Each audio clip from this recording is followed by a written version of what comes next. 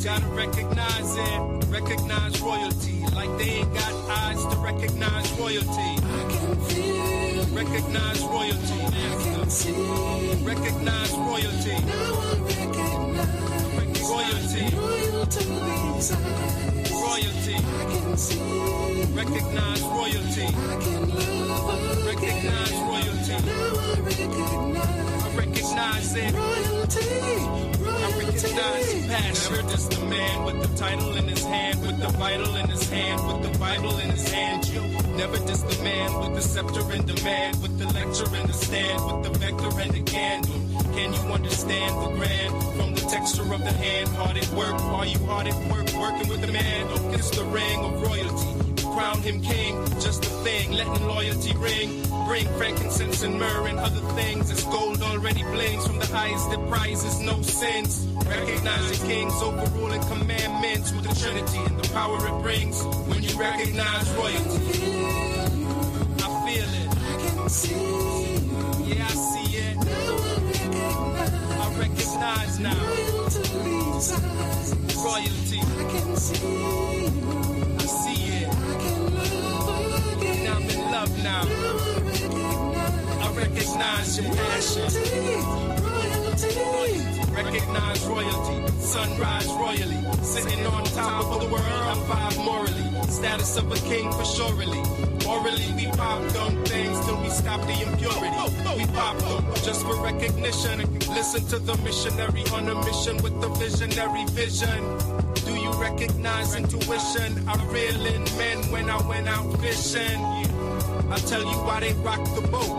Cause they didn't understand what the prophet wrote. What's the conniption? To choose the Jews' crucifixion and refuse recognition at son child's christening in the mix amid some. Insist they fix the system from malarkey back to my monarchy. Yeah, back up off me. Don't soil my purple and blue, and I will recognize your royalty too. I can feel you. I feel it. I can see. I can see it. Now I recognize now. Royal to these eyes. Your royalty. I can see. I see it. I can love again. And I'm in love now. Now I recognize your passion. Royalty. Royalty.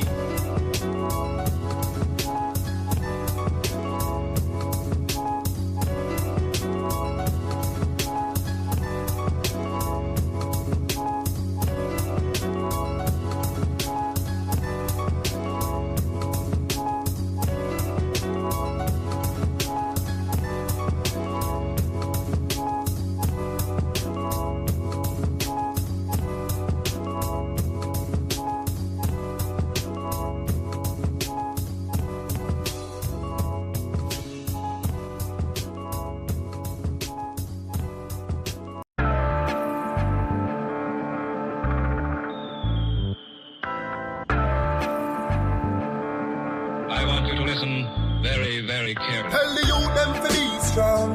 You can't tell the youth them to preach wrongs.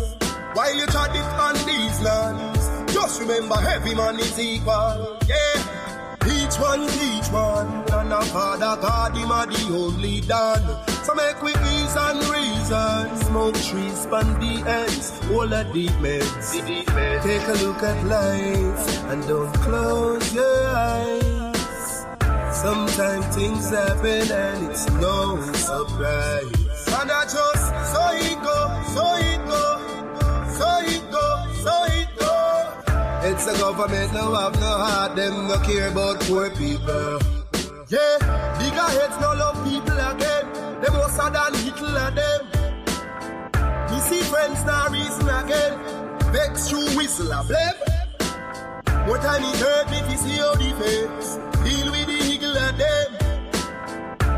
Regular me see it a pain. Regular me see it a pain. Take a look at life and don't close your eyes. Sometimes things happen and it's no surprise. And I just, so it go, so it go, so it go, so it go. It's the government, no have no heart, them no care about poor people. Social commentary, Drop the one, your principle, you don't know. The global will come and do it. Some people life every day, it's stress. The high price from JPS, that topic is currently. Jah alone, him a go help you. We need food, and we no healthy. We are feel the pain, beg you protect we. In our life, we have no fanfare. Take a look at life, and don't close your eyes. Sometimes things happen, and it's no surprise. And I just, so it go, so it go, so it go, so it go. It's a government, no have no heart, them no care about poor people.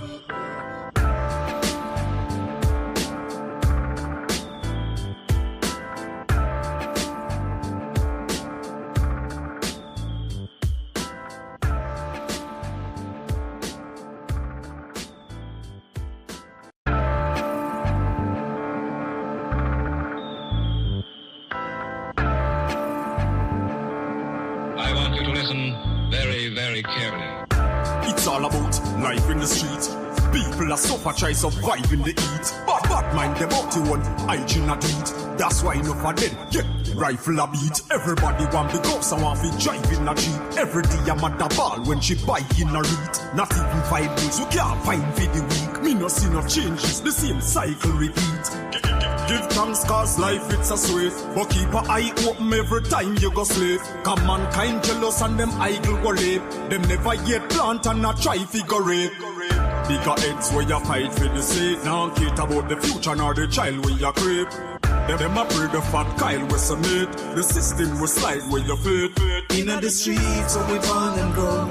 Only Jah know and nobody know. When we talk about get on life, get on life. Talk about get on life, get on life. Everybody a priest said them want the dough. That's why them a speed and they pan the go. Cause this a real get on life, get on life. This a real get on life, get on life. Yeah.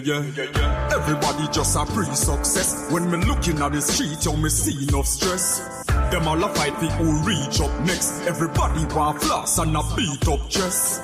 Juvenile in a them teen love sex. Them a pre the fast money, them no need subjects. And if you're unfortunate, please don't vex. I saw the things said cause the streets don't In the streets so we born and grow. Only Jah know and nobody know. When we talk about get on life, get on life. Talk about get on life, get on life. Everybody a priest said them want the dough. That's why them a speed and they pan the go. Cause this a real get on life, get on life. This a real get on life, get on life. Yeah. It's all about life in the street. People are suffer, try survive in the heat. But mind them up to one hygiene a tweet. That's why enough of them get rifle a beat. Everybody want the ghost and want to drive in a jeep. Every day I'm at the ball when she buy in a read. Not even 5 with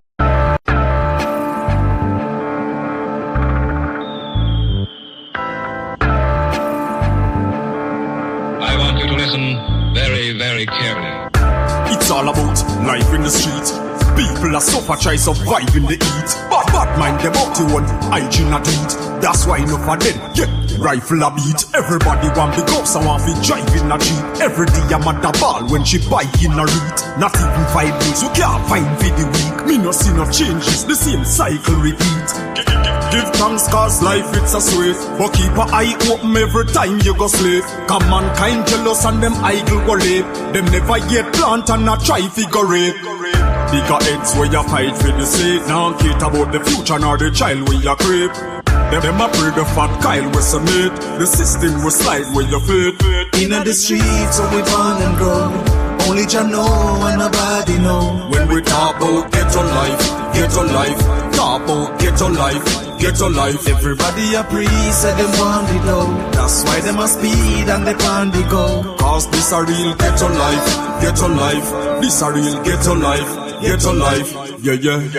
Everybody just a pre-success. When me looking at the street, you me see enough stress. Them all a fight for who reach up next. Everybody want floss and a beat up chest. Juvenile in a them teen love sex. Them a pre the fast money, them no need subjects. And if you're unfortunate, please don't vex. I saw the things said cause the streets don't rest. In the streets so we born and grow. Only Jah know and nobody know. When we talk about get on life, get on life. Talk about get on life, ghetto life. Everybody a priest, say them want the dough. That's why them a speed and they pan the go. Cause this a real ghetto life, ghetto life. This a real ghetto life, ghetto life. It's all about life in the street. People are suffer, try survive in the heat. Bad mind them out to one, hygiene a do it. That's why enough of them, rifle a beat. Everybody want big ups and want to drive in a Jeep. Every day I'm at the ball when she buy in a read. Not even 5 wheels you can't find for the week. Me no see no changes, the same cycle repeat.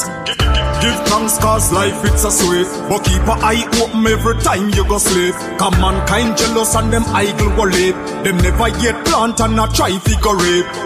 Bigger heads where you fight for the seed. Now cater about the future nor the child when you creep. Them a pray the fat Kyle we sonate. The system will slide where you fit. In the streets where we born and grow.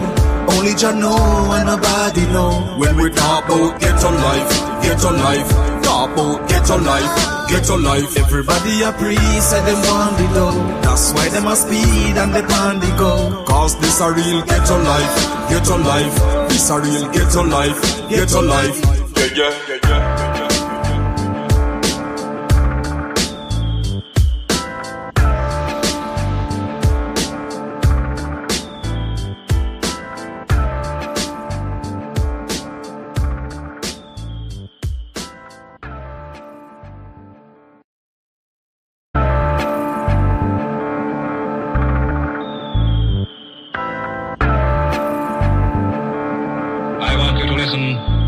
Very carefully. Just because we're black, they say we are slaves. Speak of righteousness, they say we are praise. Just because we're black, they say we are slaves. Speak of righteousness, they say we are praise. Brought us from the motherland in bondage and chains. Bury our culture and change our names. They claim we're free, yet we are in pain. As long as there's life, there's a lot to gain. Just because we're black, they say we are slaves. Speak of righteousness, they say we are praise. Just because we're black, they say we are slaves. Of righteousness, they say we are praise. When God spoke his words, they said he was deranged. Marley sung his songs, they said the same. Malcolm X and Martin Luther fought relentlessly so we could be better. Just because we're black, they say we are slaves. Speak of righteousness, they say we are praise. Just because we're black, they say we are slaves.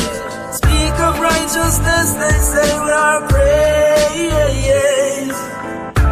Brought us from the motherland in bondage and chains. Bury our culture and change our names. They claim we're free, yet we are in pain. As long as there's life, there's a lot to gain. Just because we're black, they say we are slaves. Speak of righteousness, they say we are praise. Just because we're black, they say we are slaves. Speak of righteousness, they say we are praise.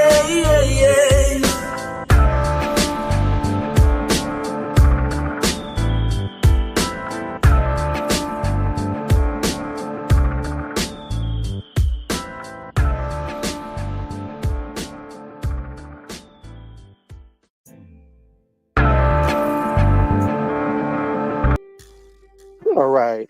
Peace. Derek, I'll let you in first. I'll let you go first.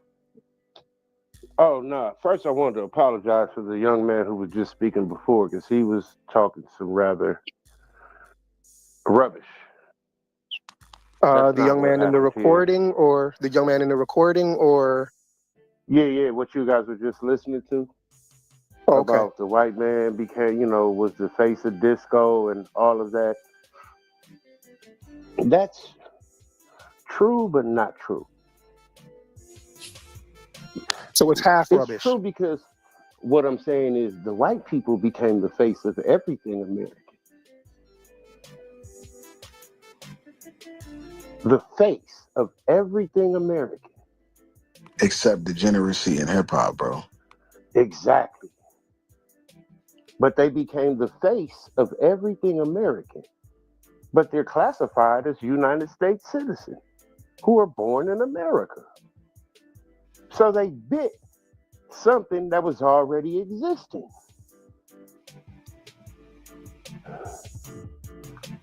This is what I'm starting to really understand. They're not American at all. All they did was bite the brand. Because American is nationality and a brand. Who are you saying isn't American? White folks? No. They're classified as United States citizens. So they're not American. You're saying I'm trying to follow what you're saying, Derek. I'm trying to follow what you're saying. Okay, think about this. How can a German become an American? How can an American become a German? Your blood is your blood. Who you are is who you are. You can go there and live there, but you never become that. I mean, if you move to Germany and become a citizen of Germany, you're kind of technically a German. But you're still, as long as you have citizenship, you're that's by paperwork, and people are replacing paperwork for blood. But I don't know about that at all. I think that paperwork is going to be more valued than any type of blood anywhere. I don't think. I think the paperwork matters. I think paperwork Derek, matters. Explain that. Derek, what you mean is they are not ethnically American. They have U.S. citizenship, but they are not ethnically American. Right. You'll never be American. Well, what is ethnically American? That means you're here. Okay, because let me explain. Ethnicity and nationality and race are all different. Yeah, let me answer that, brother. I can answer that very briefly. Well, let me answer this question with one sentence. Yeah, hang on, Derek. Okay. Let's since Pan brought up the idea of ethnically American, let's have him explain what that is. Very briefly, if your family was not in the U.S. by 1776, you are not ethnically American. You are not foundational to the United States if your ancestors were not in the United States when the United States was founded. Simple concept. That makes zero sense, though. Well, what part doesn't make sense, brother? Please tell me. Okay, because you said that. So anybody who came, let's say in the early 1800s, they're not ethnically American, because ethnic does derive also from culture. So people who came, let's say somebody who came from maybe the last slave ships in the early 1800s, 1802, they're not ethnically American because they. I'm sorry. Hang on. Who's speaking? Who's asking that question? This is Black American King. Black American King. Respect. Good question. Yeah, Black American King. Yes, sir. And I'll answer it with one sentence because I want to have a dialogue with you. So please reduce your response to 1 or 2 sentences. If your family was not here in 1776, that means your family immigrated to a country that was already created. So no, you are not foundational to the United States. So to me, my response would be that would not make you ethnically American just because you were forcibly brought to the U.S. You could have. What if you were? If I can, Black King, it sounded like Pan just changed the conversation from ethnically American to foundational. He kind of switched. He's switching up on you. No, it's the same thing. Go ahead, Black King. Ethnicity also. That's a convoluted conversation. Ethnicity also derives from culture. Generally, you differentiate people based on their culture, and that's how you define ethnicity, typically by a series of your languages, a shared culture, language, and lineage, right? Culture, language, and lineage, correct? So let's just say even a shared lineage that we can. That's acceptable. That's acceptable, but a shared lineage doesn't start with the date of 1776. So you heard what I just said. A departure, but hold on. You said that You gave a date, a specific date to where shared lineage. That's the creation of the United States, 1776. Yes, that's the date I give. But you're saying the date of departure is 1776 when the date of creation could be for. You could have a no, that's not what I said. Somebody. But one might get a time. No, and with all due respect, I think you're confused. What I'm saying is the United States of America was founded in 1776. If your lineage was not in the U.S. at that time, you are not ethnically American. You may be a U.S. citizen, but ethnically, lineage-wise, you are not ethnically American. No, you're not. Though. Again, well, what part are you confused about? Because you're saying that like the ethnicity started there. You can still share in that ethnicity after 1776 if you guys share that same lineage at 1806. It doesn't start. You didn't have to be there foundationally at 1776. Let's have a dialogue. I'm asking the question. Let's have a dialogue. If your family have to share values at that time, but you don't have a shared lineage though. You don't have to share lineage though, brother. You could have the same shared lineage. What do you mean? How? Why does it have to start at 1776 if I can't? Because that's the creation. Well, brother, let's not talk past each other. What I'm saying is, if you have some ancestors that came after 1776 and they procreated with people whose ancestors were here before 1776, then you're blooded in. But if your ancestors, none of them were here prior to 1776, the founding of the nation, no, you're not ethnically American. You're not a foundational American at all. Foundational means you were here at the founding. Yeah, foundational does, but we're talking. Yeah, exactly. Okay. But we're not talking about. That's exactly what we're talking about, bro. If you can understand legally today, what is the pathway for, let's say, a Chinese man comes from China to here? When does he become an American? Are you saying citizenship wise? Because he can never be ethnically American. You have to. There's a pathway. Okay. See, you got to. So the majority of whites aren't ethnically American then. Exactly. Hold on. The brother just made a great point. Just listen. No. He made a good point. Let's not speak past what he said. Listen, why? Derek, hold on. He just made a great point that we need to highlight. And I brought it up last time I spoke to Jamaican Dream. Most Caucasians in the U.S. are not descendants of the founders of the U.S. They are white tethers. To address Jamaican Dream's point earlier, yes, they are definitely white tethers. Really, tether is not a racially specific term. Okay, can we explain? Hang on a second. Pan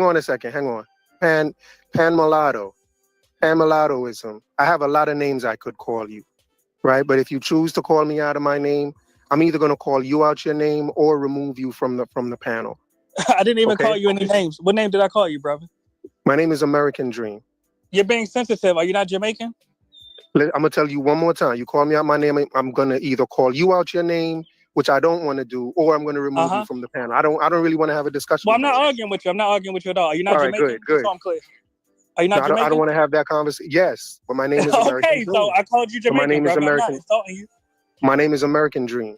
Brother, you're Jamaican. I'm addressing you as a Jamaican, just like I'm American. Well, I said what I have to say. I said what I said, brother. We can move forward. You're both American. Let's move forward. Stop the bull. Jamaica is an island off of the continent of America. What are you talking about? We are all Americans. This is the problem. You guys don't know basic civics. Basic civics, well, you will understand that an American is a nationality. The United States citizenship as a whole is a status granted to immigrants as a whole. Period. I thought we were talking about. That's why United States citizens can only be United States citizens born in America. That would mean their father had to be a citizen first. Their son can be called an American. Period. Hey, let me ask. They're all descendants of United States citizens. All of them, legally, till today. You hang are on the a second, only ones Derek. born American. Right, let me ask Jamaica, Derek, hang on a second. I want to ask Pan mulattoism, since he brought up the idea of ethnic ethnic citizenship. I think is that what you U.S. call it? Americans, yes. Yeah. So what rights do you have as an ethnic U.S. citizen that a non-ethnic U.S. citizen does not have? Or to rephrase the question, what right do you recommend that ethnic U.S. citizens have that other U.S. citizens shouldn't have? Yes, and I'm glad you asked me that. Those are two questions. Exactly. What right do you have? Those are two questions. What right do you have that other citizens don't? And what right? And if you can't think of any, which right do you recommend y'all have that nobody else has? Let me respond. It'll be brief. And actually, I'm glad you brought this up. Now, I never claimed that ethnic U.S. Americans have rights that naturalized Americans or descendants of immigrants have in the U.S. But if you ask me my recommendation, and really, this is a great question, I recommend that we create legislation that only ethnic U.S. Americans, that is descendants of the founders of the U.S., be able to be in law enforcement, have government jobs, attain positions within politics, such as the president, mayor, city council, et cetera, et cetera, et cetera. How would that work? Considering okay. Now the question. Good luck with that.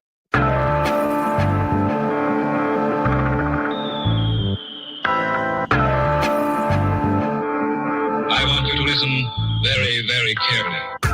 It's all about life in the street.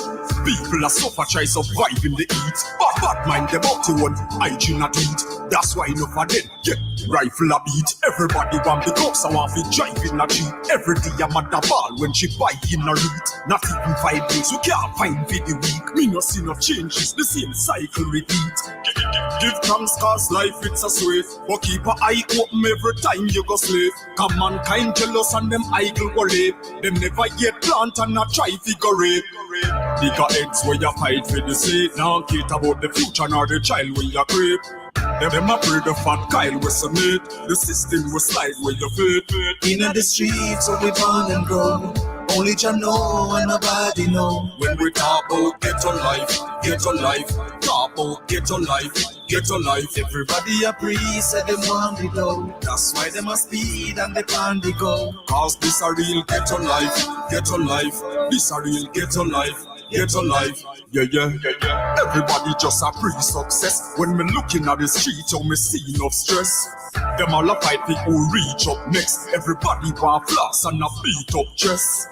Juvenile in a them teen love sex. Them a pre the fast money, them no need subjects. And if you're unfortunate, please don't vex. Also the things that cause the streets don't rest. In the streets where we born and grow, only Jah know and nobody know. When we talk about ghetto life, talk about ghetto life.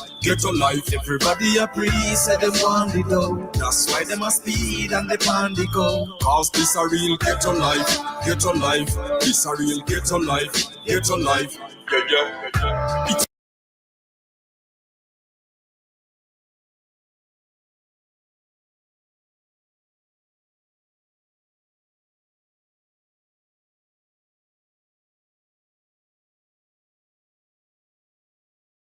Yeah. Hey, peace. What's happening, everyone? On our day, Lloyd. Ooh, yeah. Suddenly there came a sound from heaven, as of a rushing mighty wind, like the rushing of a mighty wind. Like the rushing of a mighty wind. Come and fill our hearts again, like the rushing of a mighty wind, like a river that is overflow, like a river that is overflow. Come and fill our hearts once more, like a river that is overflow. Let it overflow, let it overflow, let it overflow, let it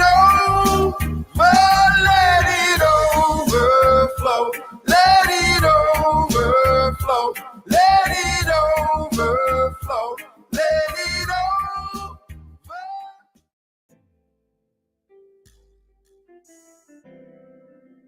Yeah, blessings. Once again, you know the routine, like the video, subscribe to the channel, hit the notification bell. All of that helps. So you don't know. Without any further ado, let's get started. KD, how are you today, sir? I'm doing well, sir. How about yourself? I can't complain at all. What's on your mind? Yes, sir, man. I just wanted to come on, man, and let you know, man, you're doing a really good job exposing the FBA many contradictions and just weird stuff that's going on online. We definitely need some anti-propaganda people like yourself doing what you do. So I just came over here, man, and just, shout you out, big you up. You know what I mean? You're doing a good job, man. Can you hear me good? Yeah, I'm hearing you well. Let me set myself up better so I can hear you even better. My headphones just went out on me, so just give me a quick second. Yeah. Say something real quick. Can you hear me? Testing. Yes, sir. There you are. Okay. Yeah, I hear you. I hear you perfect. All right, perfect, man. So yeah, man. I just to repeat, man. I just came on here really to just big you up, man. Give you your flowers. I think you're doing a good job exposing a lot of the FBA many contradictions that's floating around on the internet right now, and we need some anti-propaganda people like yourself doing what you do to just call out a lot of the BS that's going on, because it's completely and utterly ridiculous. And it's really some CIA federal agent stuff that's going on out here, man. So I just appreciate what you do. Oh man, don't think what you're saying goes unheard or unappreciated. It's really appreciated, because normally I only get I've only recently started going live, and normally I only get people like Vendetta that are here to, to interrogate me. So I really do appreciate the fact that you're appreciating what's being done, because I do think it's important work to get done. Absolutely. And I think that what you said kind of answers Vendetta's first question as to why I'm doing what I'm doing. I think it's just pretty much to kind of even the playing field a little bit, because me personally, I think FBA are the ones that started this whole rift. And I think they started this whole rift over reparations, which I think is so shameful. And so again, I appreciate that you appreciate what you're hearing and seeing. Well, most definitely, man. Most definitely. Yeah, you're gonna get attacked a lot, because a lot of these dudes, they're getting paid, and money's on the table, and so and they fall into the trap. And I just want to make this distinction too. There's a very big difference between Black American people and FBA. FBA is Tariq Nasheed's fan club. As you see, I got like a picture of him on here with his dreads or whatever it is he was doing. But it's really Tariq Nasheed's fan club. You'll find that a lot of these guys, they just regurgitate Tariq Nasheed's talking points verbatim. They don't really have any they don't really have any legitimate original opinions about what's going on, so it's just Tariq Nasheed's talking points, even from the word tether. They're just regurgitating Tariq Nasheed's when he does what he does on his channel, which if you follow his channel or you look at it, and you go and you look at the last 25 videos, 20 of the 25 videos are about Black immigrants, not white immigrants or Asian immigrants or Hispanic immigrants, but about Black immigrants. So, so yeah, man. Yeah, keep absolutely. doing what you're doing, It's as if they totally forgot about white supremacy. And I agree with you. I think Black Americans play from the take from the Pan-African playbook, and FBA take from the white supremacist playbook. I think everything they do is very similar to how white supremacists operate. They have a whole a whole supremacist air about them, as if they're better than everyone else. And I think the reason that is because they've been around white folks forever. And I think they actually, you know, if you read Thomas Sowell's work, he says that their whole culture is taken from white redneck culture. And I think they have actually internalized that white redneck supremacist attitude. And that's what they're espousing, but they come off as just rednecks. So I absolutely do agree that there's a difference between Black Americans and FBA. But yeah, thanks for making that distinction as well. Yeah, absolutely. Let me mention this as well, and you can look this up too. The concept of the FBA principle. There's actually a white racist person named John Tanton. Who have you heard about John Tanton before? No. Okay, so John Tanton is a white racist. How do you spell his last name? Tantin? Tanton. Okay. So this gentleman is a white racist, a eugenicist, and also and he was a guy that was very much anti-immigration. And the reason he's anti-immigration is because he believes that the white race is becoming the minority in the country. All right, that was his entire ideology, right? So what he did was he created front organizations in order to promote immigration of white immigrants and to stop immigration of Black immigrants, right? And it makes sense if you think about it. He wanted how long ago was white this? people. This was probably back in the 1990s, okay. Maybe 1980s, something along those lines. So that was his premise. So he created a bunch of front organizations. One of the front organizations that he created was an organization called FAIR. And this organization's purpose literally was to, stop Black immigration. So FAIR actually has a bunch of, subsidiary companies that work under it. That actually, and one of these subsidiary companies, the founder of ADOS, Yvette Carnell, actually sits on the board of one of these subsidiary companies that this white racist guy, John Tanton, originally started and funded, right? And these organizations, a lot of them they're going on to this day, of course.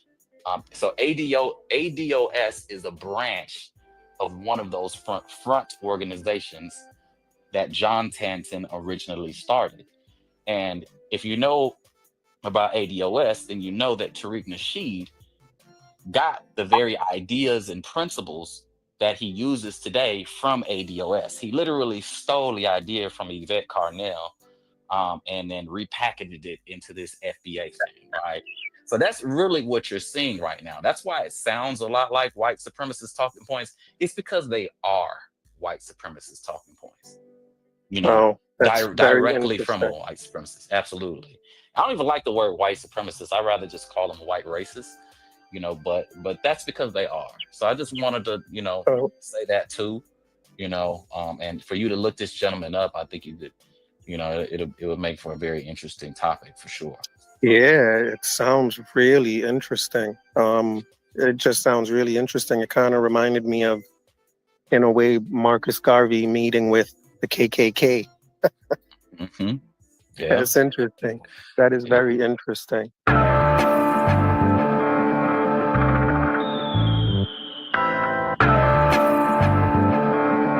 want you to listen very, very carefully. Tell the youth them to be strong. You can't tell the youth them to preach wrongs.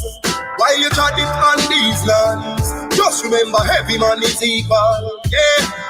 Each one teach one, and our Father God, him are the only done. So make we ease and reason. Smoke trees, span the ends, all of the meds. Take a look at life, and don't close your eyes. Sometimes things happen, and it's no surprise. And I just, so it go.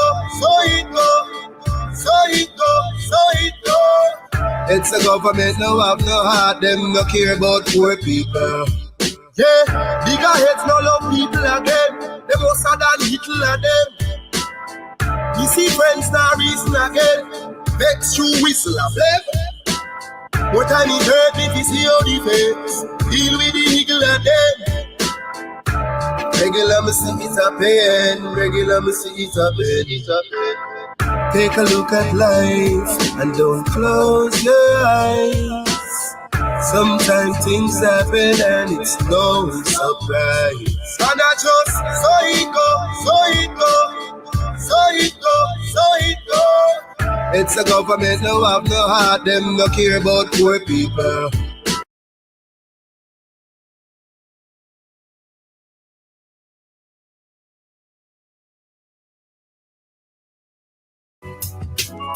Recognize royalty, recognize it, recognize royalty, gotta recognize it, recognize royalty, like they ain't got eyes to recognize royalty. I can feel, recognize royalty, I can see, recognize royalty, now I recognize royalty, royalty inside, royalty, I can see, recognize royalty.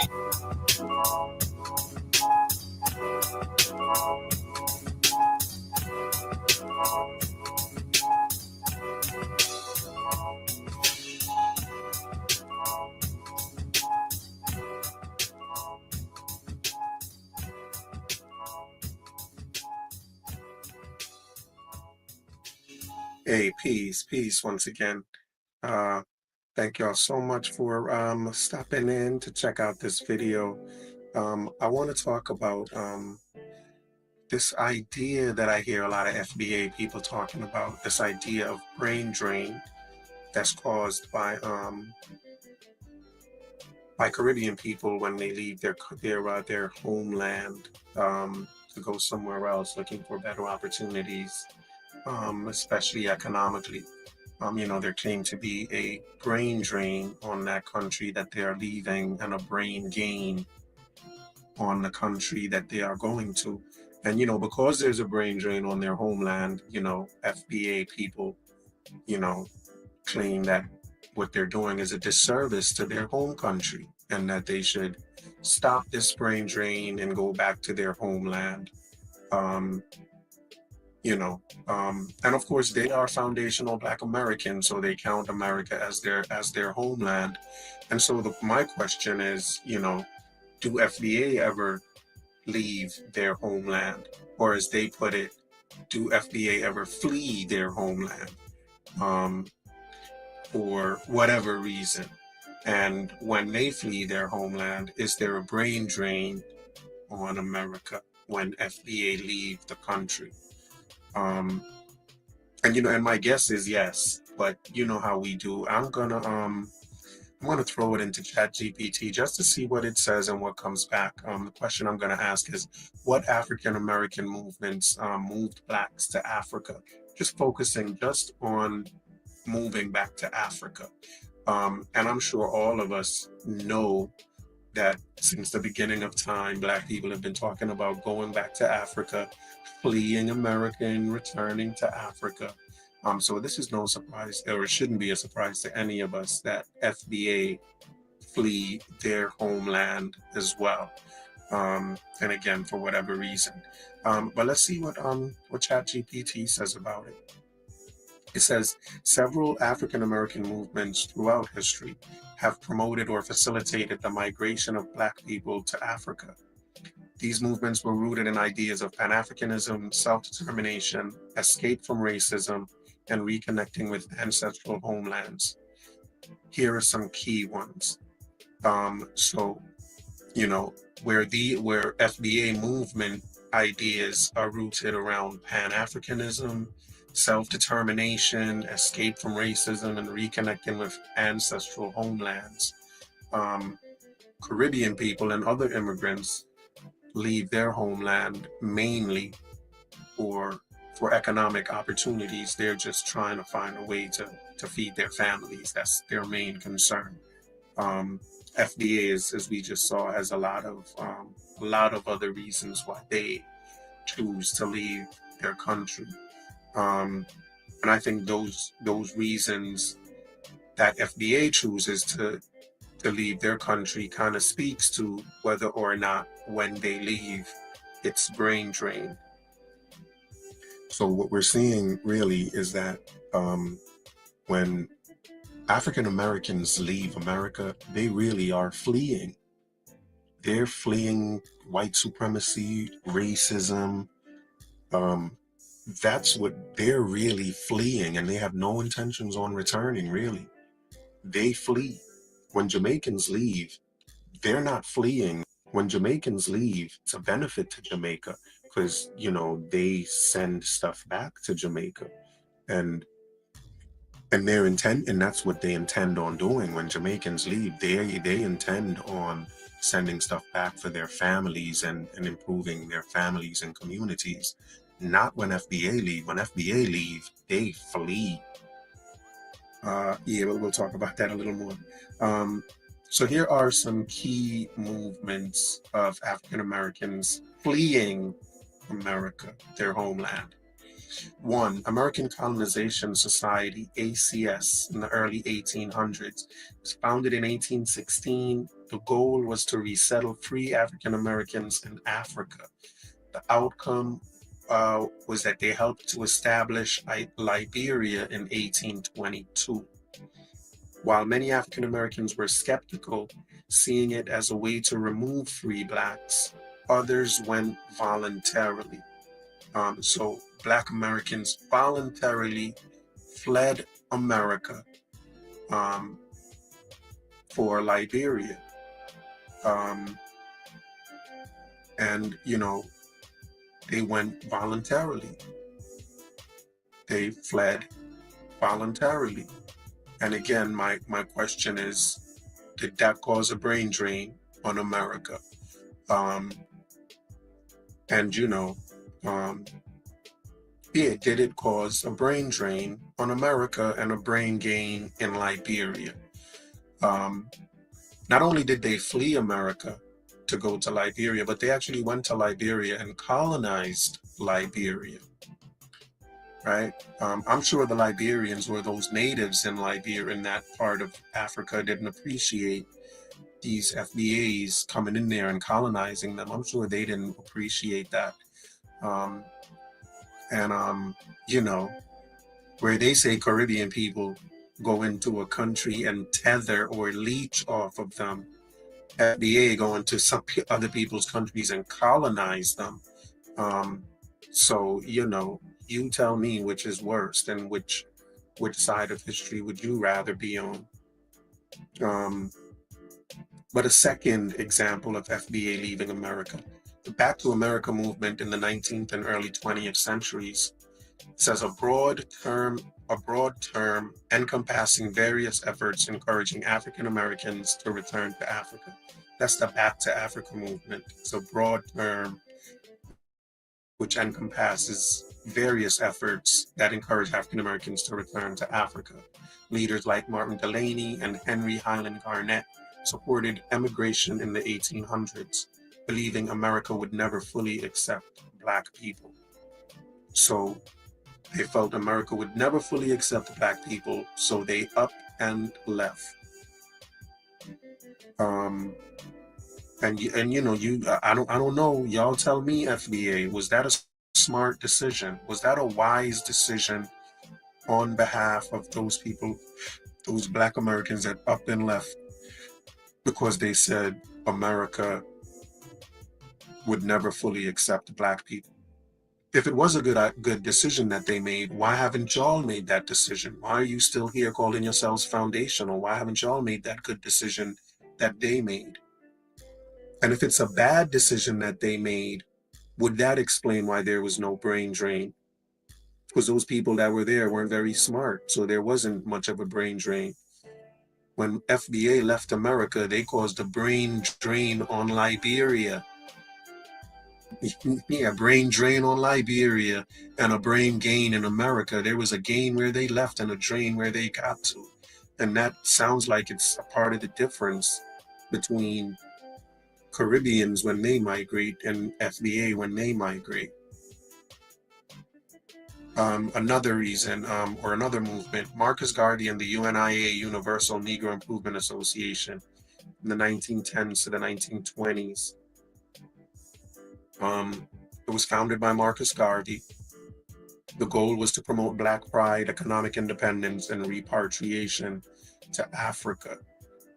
Black pride, economic independence, and repatriation to Africa. Now, you tell me, are any of those a better reason than the reasons that Caribbean people up and leave their homeland? You left your foundational homeland to go to Africa out of Black pride and to be economically independent. I don't see those as smart reasons to leave.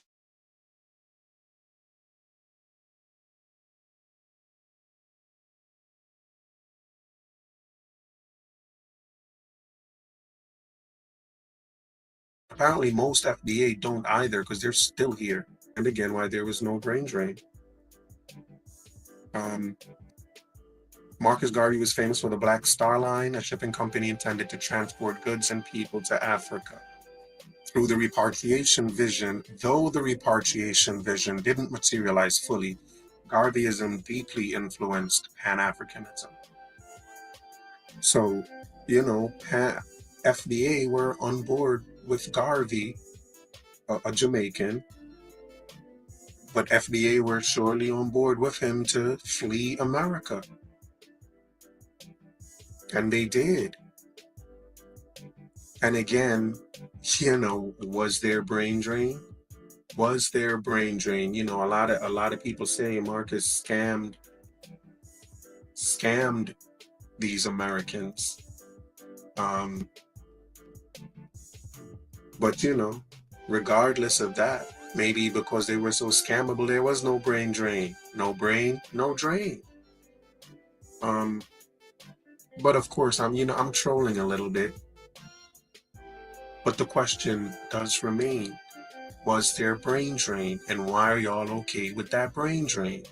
Why is when you drain brains from America, it's okay? Why? The next one is the Nation of Islam and Elijah Muhammad.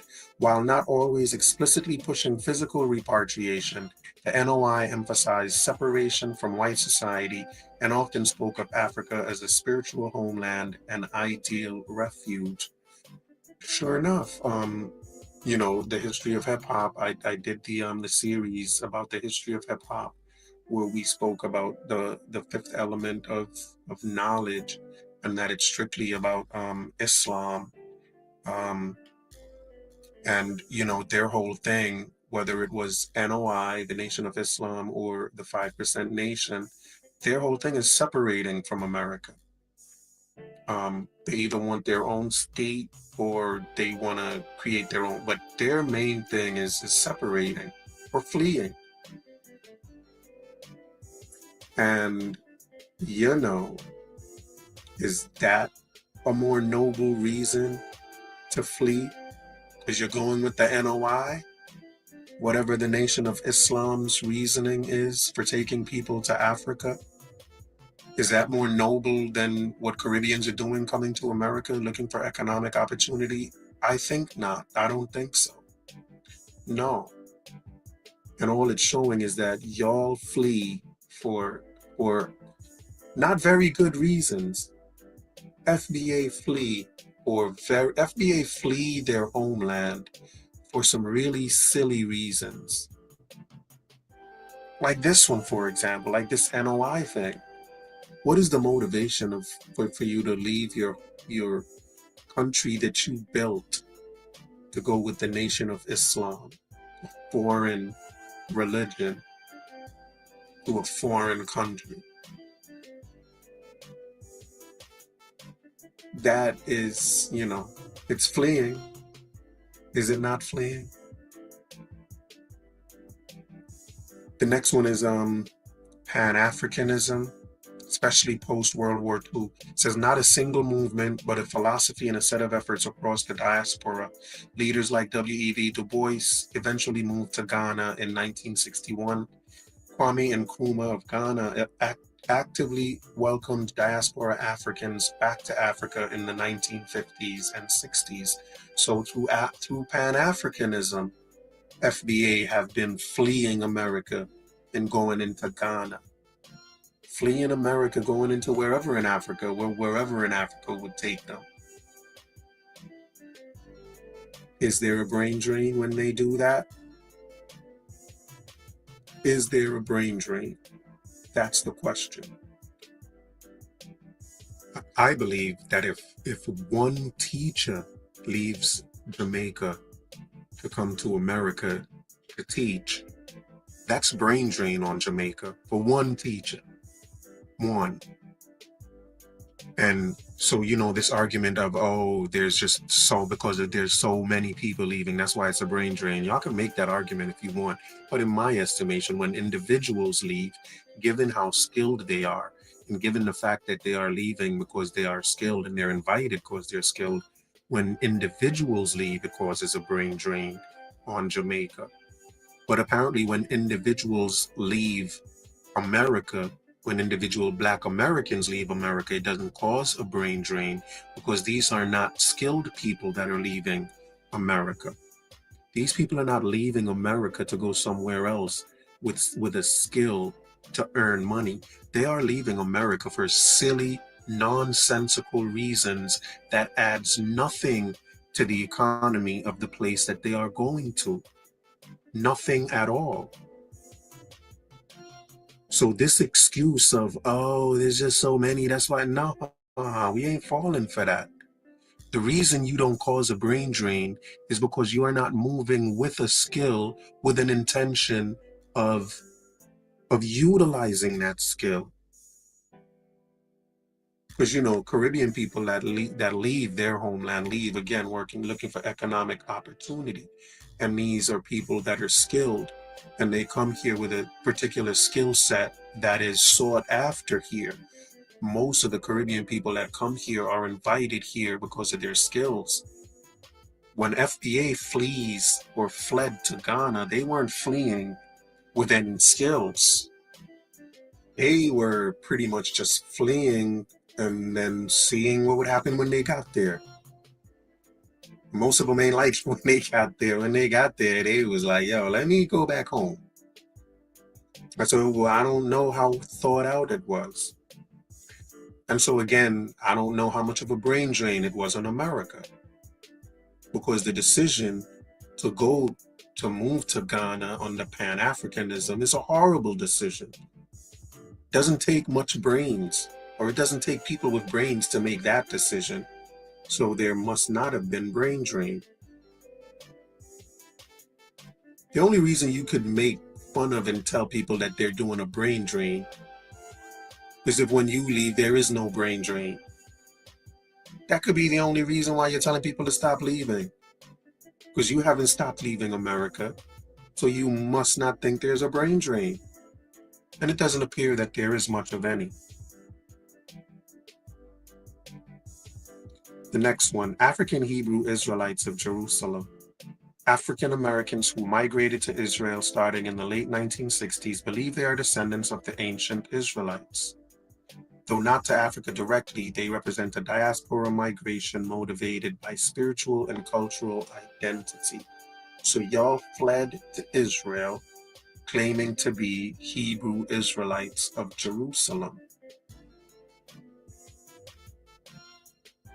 Again, when Caribbean people leave their homeland to come to America, they are welcomed here because they're skilled people, and most of the time they are invited here to work. FBA aren't invited to Israel as Black Hebrews. I don't know how welcome they are in Israel as Black Hebrews. And again, we all know that this Black Hebrew idea is pseudo. So there can be a brain drain when these people leave, can there? Is there a brain drain? I'm not so sure. Modern day repatriation and Ghana's year of return 2019. This is the last one that GPT speaks about. Probably the most important one. Ghana's year of return 2019. And it's still going on. Like it says the year of return, but people are still moving, fleeing America to move to Ghana today. He says it sparked renewed interest in African Americans reconnecting with Africa. Ghana granted citizenship to dozens of African Americans and encouraged diaspora investment and migration. Granted citizenship to dozens of African Americans, dozens of them. I've said before that in my estimation, one Jamaican leaving and taking his skills with them is a brain drain on Jamaica. So I don't see why dozens of FBA leaving shouldn't cause a brain drain on America, unless they're just not skilled. FBA really, for the most part, don't want to leave America to go to Africa. They really don't, because they have economic opportunity here. If there was no economic opportunity in America, trust that FBA would be leaving. They would. Just like they accuse Caribbean people of moving here for economic opportunity. If there was none here, they would leave. How do we know that? Because when there's no economic opportunity in their state, guess what they do? They leave their state. They don't stay there and fix it up. They leave. FBA have no problems leaving their home state. They've fled the South in what has been known as the Great Migration, and there have been 2 Great Migrations. I did a show about entitled FBA Are Tethers Too, about the Great Migration. You have a chance, please check out that video. But any chance FBA gets, they flee. So don't make them have you thinking FBA don't flee, because FBA flee at the drop of the dime.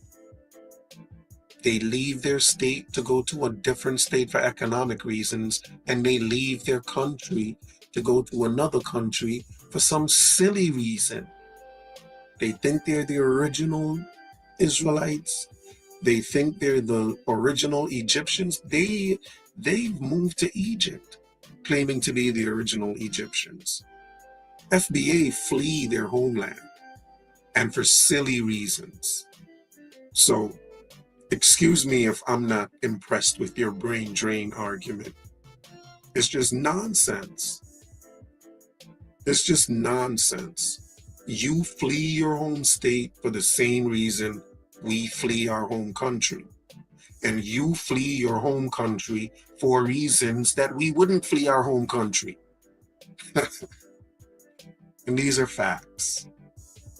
Everybody leaves for economic reasons. Everybody leaves for economic reasons.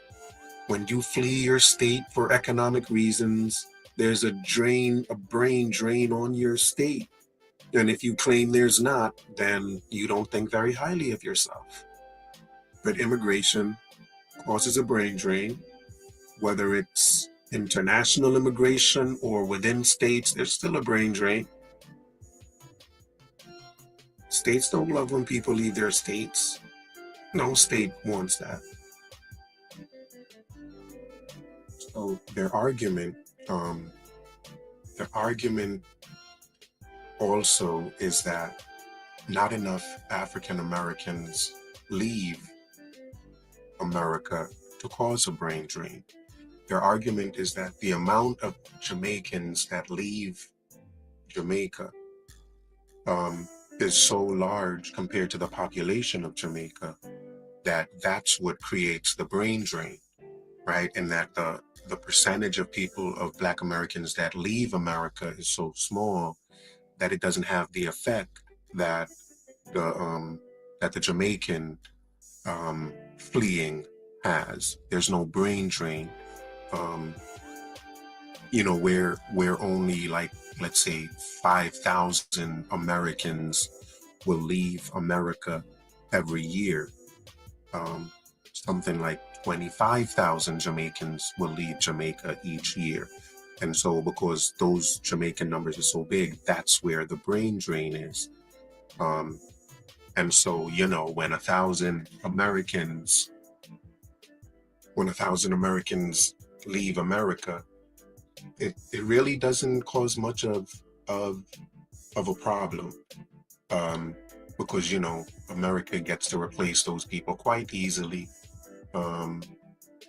And our population is so big that we don't really feel it. But Jamaica's population is so small. When 25,000 leave a year, they definitely feel it.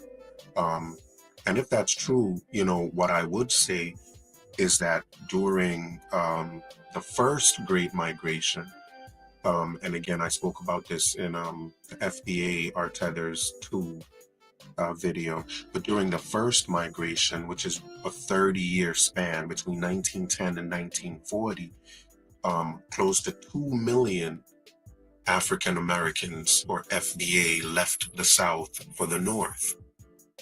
Almost 2 million within a 30-year span. So, and during that time, roughly about 50,000 Americans, or FBA, left the South every year. 50,000 left the South every year between 1910 and 1930. And no brain drain? No brain drain at all. I mean, if that doesn't cause a brain drain, 50,000? I know the South is big, but man, 50,000? During the second Great Migration, between 1940 and 1970, almost 5, or rather at least 5 million Black Americans moved from the South to the North. 5 million in a 30-year span. That's almost 170,000 a year. 170,000 people every year move from the South to the North. And this is 1940 to 1970, and still no brain drain on the South. Half of the population, half of the Negro population of the South moved from the South to the North during those 2 migrations. Half of the population. And still no brain drain? That's still not enough? America still was able to handle your loss? Why is that? How? Is it because for the most part they were uneducated? I mean, I'm asking, where is that brain drain? How is it that half of your population moved from down south and there's no brain drain? What does that say? Is there no effect to America because they stayed inside of America? That's your argument. There's no brain drain in America. There's no brain drain in America because they moved from the south of America to the north of America. But surely there had to be a drain on the south. Half of the population left and no drain on the south. Half of y'all, like, you're telling me that if 1/2 of the population, of the Black population of one state, let's say 1/2 of the Black population of New York State moved out of New York, you're telling me there'll be no drain on New York? No brain drain? New York will just be able to draft people from other states, the drop of a hat? Are you that indispensable? Or rather, are you that dispensable? There must be a drain when 1/2 of the population of any geographic leaves, there must be an effect when half of any demographic group leaves. And if there's no effect on your state or states when half of y'all leave, what does that say about y'all? And,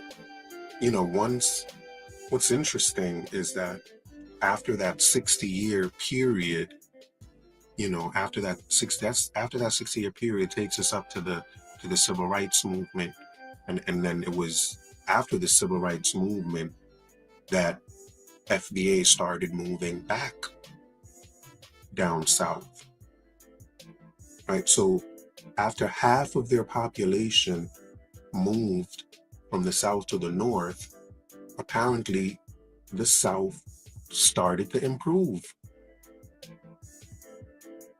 to the point where FBA moved back. So I guess there was no brain drain. If half of your population left and the South started to improve after half of the FBA population left, what does that say about FBA? Because they had to move back. So y'all would have to answer those questions. Those are the questions y'all will have to answer for your silly brain drain concept. And if your argument is going to come down to when FBA leaves anywhere, there's no brain drain, that's the argument you're really banking on. Imagine that. That's the argument you're banking on. There's no effect on America when FBA leave. That's your argument. When half of the FBA population left the South, damn near 6 million, close to 7 million people left. When half of them left FBA, when half of them left the South to come north, there was no brain drain. And when thousands of them leave to go to Israel, acting like they're the original Israelites, there's no brain drain. When they return to Ghana, there's no brain drain. Regardless of the size, apparently, there's no brain drain. Regardless of how many FBA leave America, there's no brain drain. And let me say this as well. If 20%, let's say 20,000 Jamaicans leave Jamaica every year. Is there a benefit to Jamaica? How does it benefit Jamaica when 20,000 of its people leave every year? And the main benefit to Jamaica is in the remittances that are sent home from those Jamaicans leaving Jamaica. Those remittances account for 20% of Jamaica's GDP. 20% of Jamaica's GDP. Right? And that 20,000 people accounts for less than 1% of the population. So the less than 1% of the population that leaves Jamaica accounts for 20% of Jamaica's GDP. What percent of Jamaica's GDP what percent of America's GDP does the people that leave America account for? When FBA leave America, do they still add to America's GDP? Because America's their homeland. Do they? My guess is no. And if it does, it's very minimal. It's not 20% of the GDP. It cannot be 20% of the GDP. FBA doesn't add 1% to America's GDP. If they add anything, it's about 1%. FBA adds about 1% to America's GDP. That's the FBA that stays in America. So the ones that leave ain't adding nothing. So leaving Jamaica has advantages for Jamaica, huge advantages. You know, the main advantages are the remittances that are sent. You know, these funds support family members with their education, their housing, healthcare. It also helps, you know, Jamaicans start small businesses, and it just helps with local consumption. It just helps them with their local economy, buying goods. It also, there's a lot of investment when Jamaicans leave Jamaica. They invest in real estate. We buy and build homes in Jamaica. We invest in Jamaica in terms of tourism and hospitality businesses. We start a lot of hospitality businesses in Jamaica, and we invest in them. And we also invest in agriculture and a lot of agricultural startups. We also have a lot of skills transfer and knowledge exchange. Jamaicans who live abroad return temporarily, sometimes permanently, with advanced skills, global experience, and business networks. I mentioned tourism before.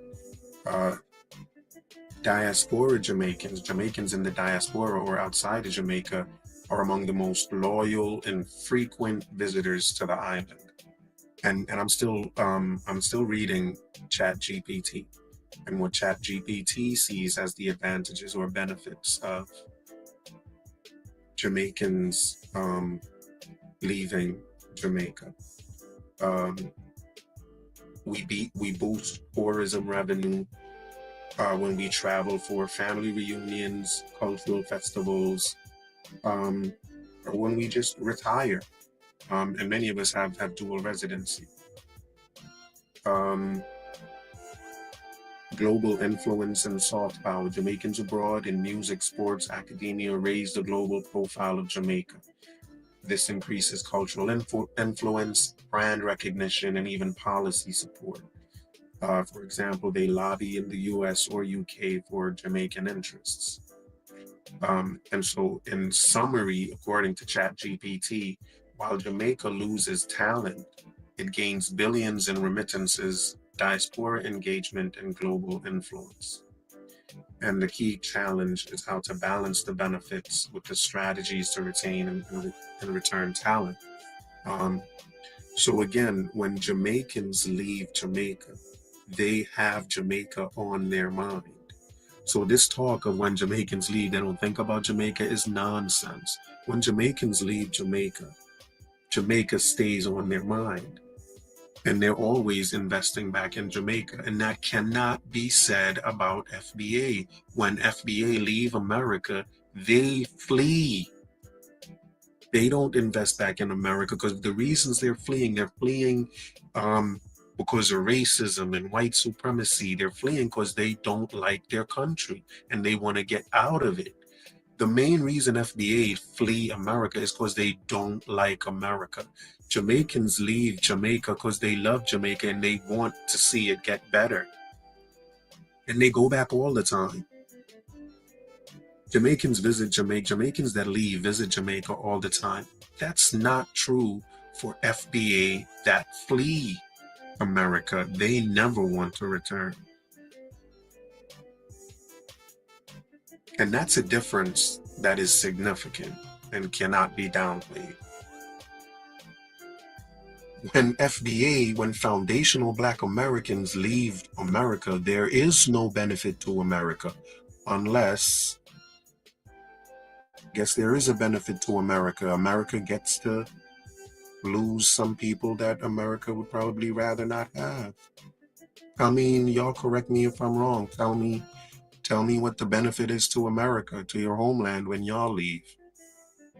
We leave our homeland intending to benefit our homeland. Americans leave their homeland, their wonderful foundational homeland that they built, they leave it with no intentions of fixing it or benefiting it. None at all. But they built it. This is how we know they didn't build it. Because when they leave, they leave. They're done. And so to summarize, they can't say that leaving a state from one state to another. When FBA left the South, they left in droves, millions of them. This was probably the greatest migration ever. Over 170,000 every year left the South.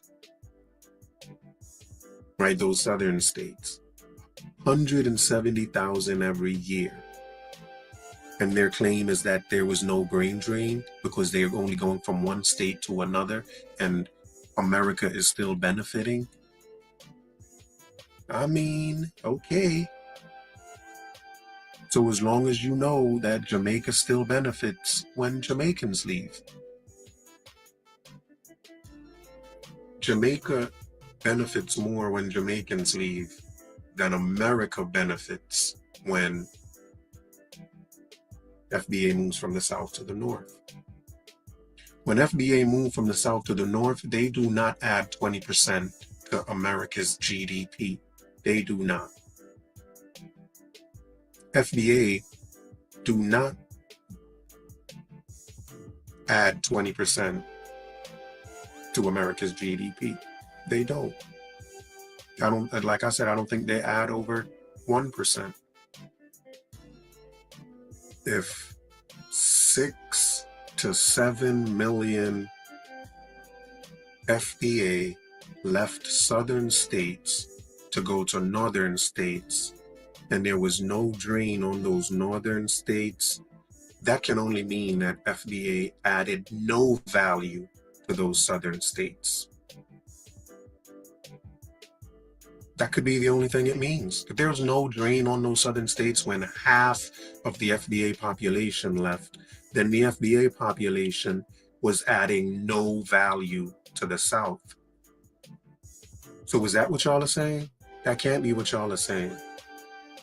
That cannot be what you're saying. I don't agree with that at all. But that's what y'all are saying when you want to make this stupid argument. You're making the claim that FBA adds no value. So when they leave, there's no loss. When they go from one state to another, there's no loss to the state. And when FBA leave the country, there's no loss to the country either. Nor is there a benefit to the country because they don't benefit in terms of getting something back. They don't send back remittances. They don't invest in America. There's just no advantage when FBA. There are no benefits when FBA either leave their state or leave their country. That is the argument that FBA are making. That's your argument. That's not my argument. That's your brain drain argument. And y'all want to stick to it, knock yourselves out. Is there a brain gain when FBA moved to Ghana searching for their ancestral homeland? Is there a brain gain for Ghana? Is there a brain gain for Israel when FBA moved to Israel claiming to be the original Black Hebrews? Is there a brain gain when FBA moved to anywhere in Africa or the Middle East with the NOI? Is there a brain gain to those places? I guess we'd have to ask those places, but I don't know. I don't know. So I'm going to go out on a limb and say there's no brain gain when they go to another country, no brain drain when they leave America. There's no brain drain when FBA leave, and there's no brain gain when FBA arrive. That's your argument. That's not my argument. That is your argument. And you apparently are sticking with it. So yeah, I think I've said enough.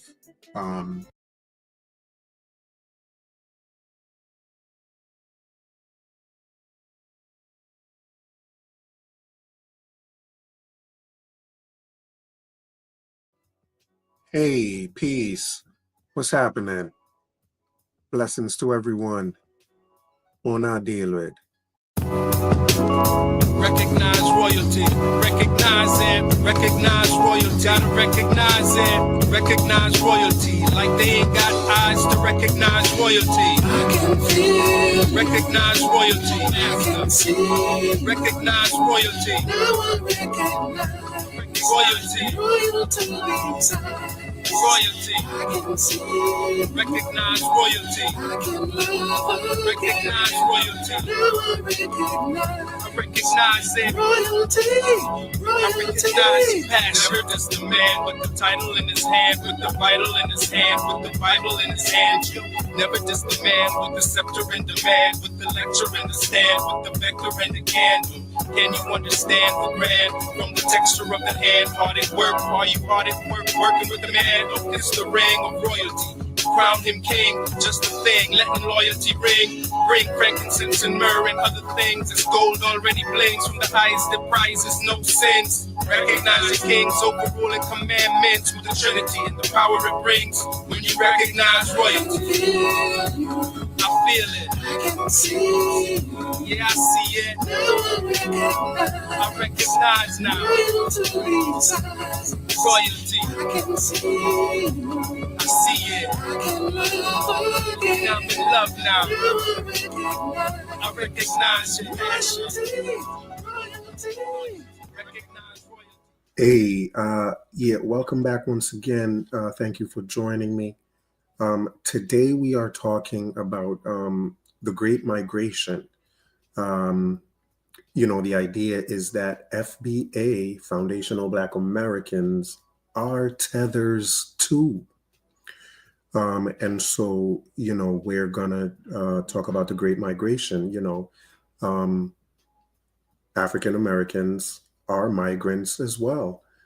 And as certainly as they consider Caribbean and African immigrants as people who come here trying to take what they have earned. There was a time when they were considered to be that. They were considered to be the tethers who were coming to take what they hadn't earned. And so that's what we're going to try and talk about today, if you will bear with me. So the title of today's show is FBA Are Tethers Too. All right, so, as usual, we're going to wiki and see what we can see. We're going to be reading about the Great Migration today. It says the Great Migration, sometimes known as the Great Northward Migration or the Black Migration, was the movement of 6 million African Americans out of the rural southern United States to the urban Northeast, Midwest, and West between 1910 and 1970. It was substantially caused by poor economic and social conditions due to prevalent racial segregation and discrimination in the southern states where Jim Crow laws were upheld. And again, right off the bat, we see that, there are millions of people moving. 6 million African Americans moved from the rural South to the urban North. And, is that not the story of Caribbean immigrants as well? People who move from rural places into those big urban centers because of economic reasons, because of poor economics and social conditions. Isn't that really why all immigrants move? And what we're seeing here is a large, I don't know if 6 million anyone ever moved to America. So African Americans that was a huge migration. That's a great migration. And so African Americans themselves are migrants. Um, so, and I'm just wondering right off the bat, the argument that they like to make with Caribbean people is that we should have stayed in our countries and fixed up our countries. Why did we not stay in our country and fix up our country? Why did we run away? Right? So why did African Americans run away from the South? Why did y'all not stay in the South and fix it up? Why don't y'all go back to the South and fix up the South? The South still today, cities in the South today are among the worst in America. So why don't y'all go back to the South and fix up the place? The same way y'all demand that Caribbean people go back to where they came from and fix it up. Why don't y'all do the same thing? And why don't y'all realize that y'all are not doing anything differently? Your motives are no different from the motives of the immigrants that came from the Caribbean or South or Africa. We were all looking for better economic conditions than where we found ourselves after slavery.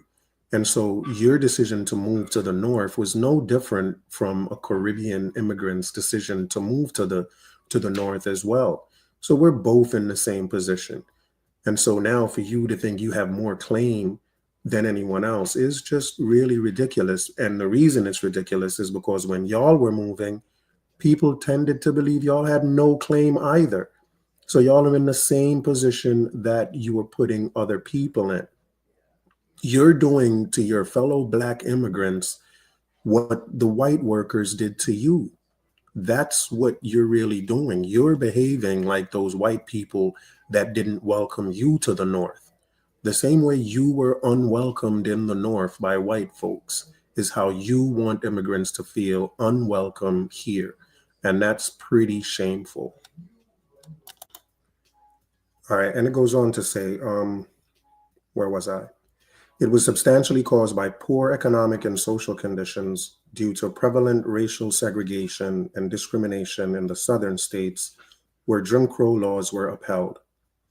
In particular, continued lynchings motivated a portion of the migrants as African Americans searched for social reprieve.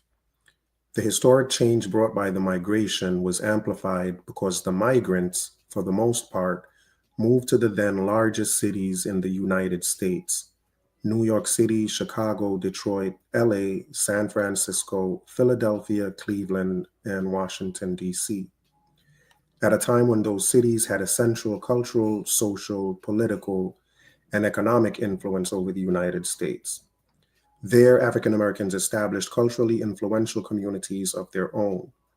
According to Isabel Wilkerson, despite the losses they felt leaving their homes in the South, and despite the barriers which their migrants faced in their new homes, the migration was an act of individual and collective agency, which changed the course of American history, a declaration of independence, which was written by their actions. And why can't that be said of immigrants from the Caribbean? Isn't that the same exact thing that they were doing? They left everything they owned to come here as well, looking for something better. And whether it was racial discrimination or whatever was happening where they were, it was still an issue, regardless of what it was. They left their homes and came here as well, and created their own communities, created communities that they considered to be their own. And they were invited here as well. They didn't just come just to see what was happening.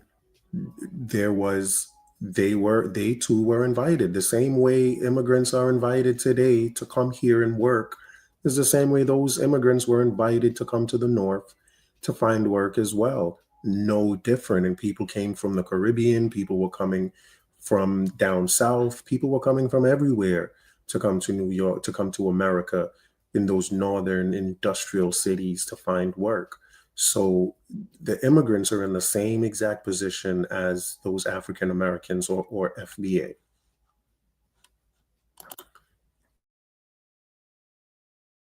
It says, from the earliest U.S. population statistics in 1780 until 1910, more than 90% of the African American population lived in the American South, making up the majority of the population in 3 southern states, namely Louisiana, South Carolina, and Mississippi.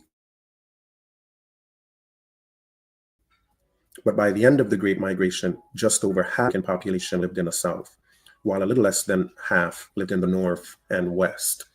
That was a great migration. Almost half of African Americans moved out of the South, just left. Correct me if I'm wrong, but I don't think it's half of Jamaicans that moved to the North. I don't think it was half of the Caribbean that moved here. I mean, correct me if I'm wrong. But, again, why did y'all not choose to do what you ask Caribbean immigrants to do? Why did y'all not stay and fix up the place? Why did y'all run away? Why don't y'all still go back and fix up the place? But I digress. Let's see what else it says. It says, but by the end of the Great Migration, just over half of the African American population lived in the South, while a little less than half lived in the North and West. Moreover, the African American population had become highly urbanized. In 1900, only 1/5 of African Americans in the South were living in urban areas. By 1960, half of the African Americans in the South lived in urban areas. And by 1970, more than 80% of African Americans nationwide lived in cities. In 1991, Nicholas Lemann wrote, "The Great Migration was one of the greatest and most rapid mass internal movements in history, perhaps the greatest not caused by the immediate threat of execution or starvation. In sheer numbers, it outranks the migration of any other immigrant of any other ethnic group. In sheer numbers, it outranks the migration of any other ethnic group, Italians or Irish or Jews or Poles, to the United States." So again, y'all moved from where you were for the same exact reason that immigrants from everywhere else was moving from where they were, to find something better. And they didn't stay and fix up the place. Immigrants from the Caribbean didn't stay and fix up the Caribbean for the exact same reason that y'all didn't stay in the South and fix up the South. So when you make that claim, you have to answer that question as well. Why didn't you stay and fix up the place? Fix up your state. Okay, so you're saying, oh, it's your country. Fine. Immigrants are coming into a new country. You're moving within your country. Immigrants should have stayed and fixed up their country. You should have stayed and fixed up your state.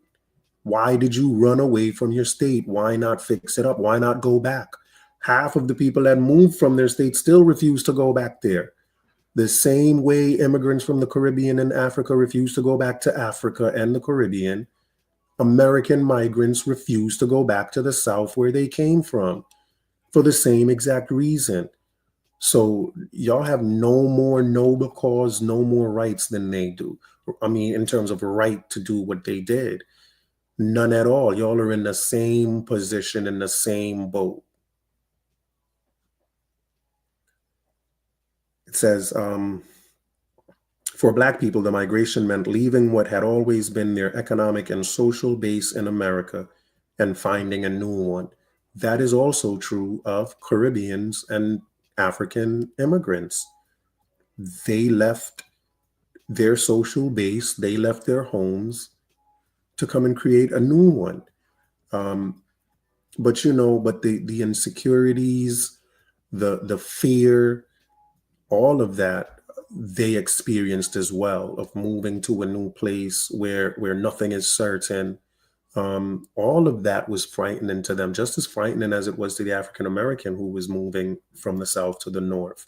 So all all migrants were in the same frame of mind and had the same motives to do what they were trying to do. It says some historians analyze the Great Migration in two parts. A first Great Migration from 1910 to 1940, during which about 1.6 million people moved from mostly rural areas in the South to northern industrial cities, and a second Great Migration from 1940 to 1970, which began after the Great Depression and during it. At least 5 million, including townspeople with urban skills, moved to the north and west. And again, that outranked anywhere else. That outranked any other immigrants. And, they weren't welcome either. The same way y'all are trying to make Caribbean immigrants and African immigrants feel unwelcome is the same playbook that you are taking from the white folks that made you feel uncomfortable and unwelcome. Y'all are taking from the playbook of the racists. Like, that's literally what y'all are doing. Literally. Since the civil rights movement, the trend has reversed, with more African Americans moving to the South, albeit far more slowly, dubbed the New Great Migration.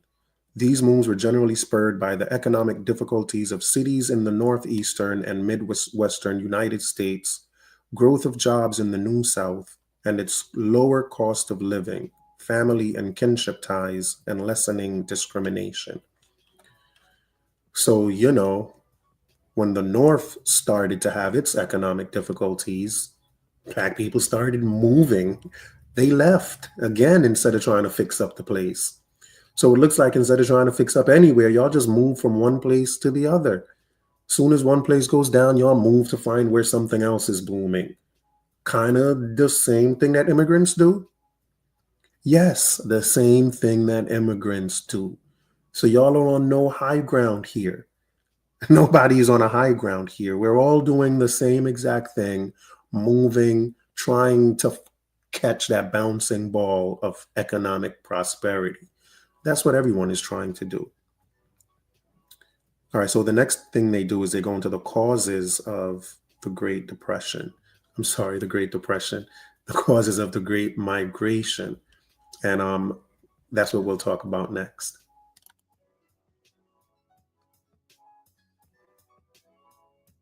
So it says the primary factors for migration among Southern African Americans were segregation, indentured servitude, convict leasing, an increase in the spread of racist ideology, widespread lynching. Nearly 3,500 African Americans were lynched between 1882 and 1968, and lack of social and economic opportunities in the South. 3,500 African Americans lynched between 1882 and 1968. I wonder if any of those were Caribbean Blacks. Were Caribbean Blacks lynched as well, or were these just African FBA people? Did they make that much of a distinction back then between African Americans and Caribbean Blacks? Did the white folks even make a distinction? Did they reserve their discrimination to just the African Americans, or did they discriminate also against Caribbean Americans, Caribbean Blacks and African Blacks? Did they make a distinction in their discrimination, or were all Black people, victim of what was going on here? It says some factors pulled migrants to the North. And I get just to reiterate, the reason I'm saying that, I'm trying to figure out, of that 3,500, what they say African Americans that were lynched, were any of them Caribbeans? Were any of them just African migrants? Is that possible, or are these just FBA? Who knows? I'm gonna say, it's very possible in my view. I don't see why they couldn't have been Black Caribbeans in that mix of people who were lynched. And so I'm not sure why that could not be Caribbean history as well, or the history of Caribbean immigrants in America. So where was I?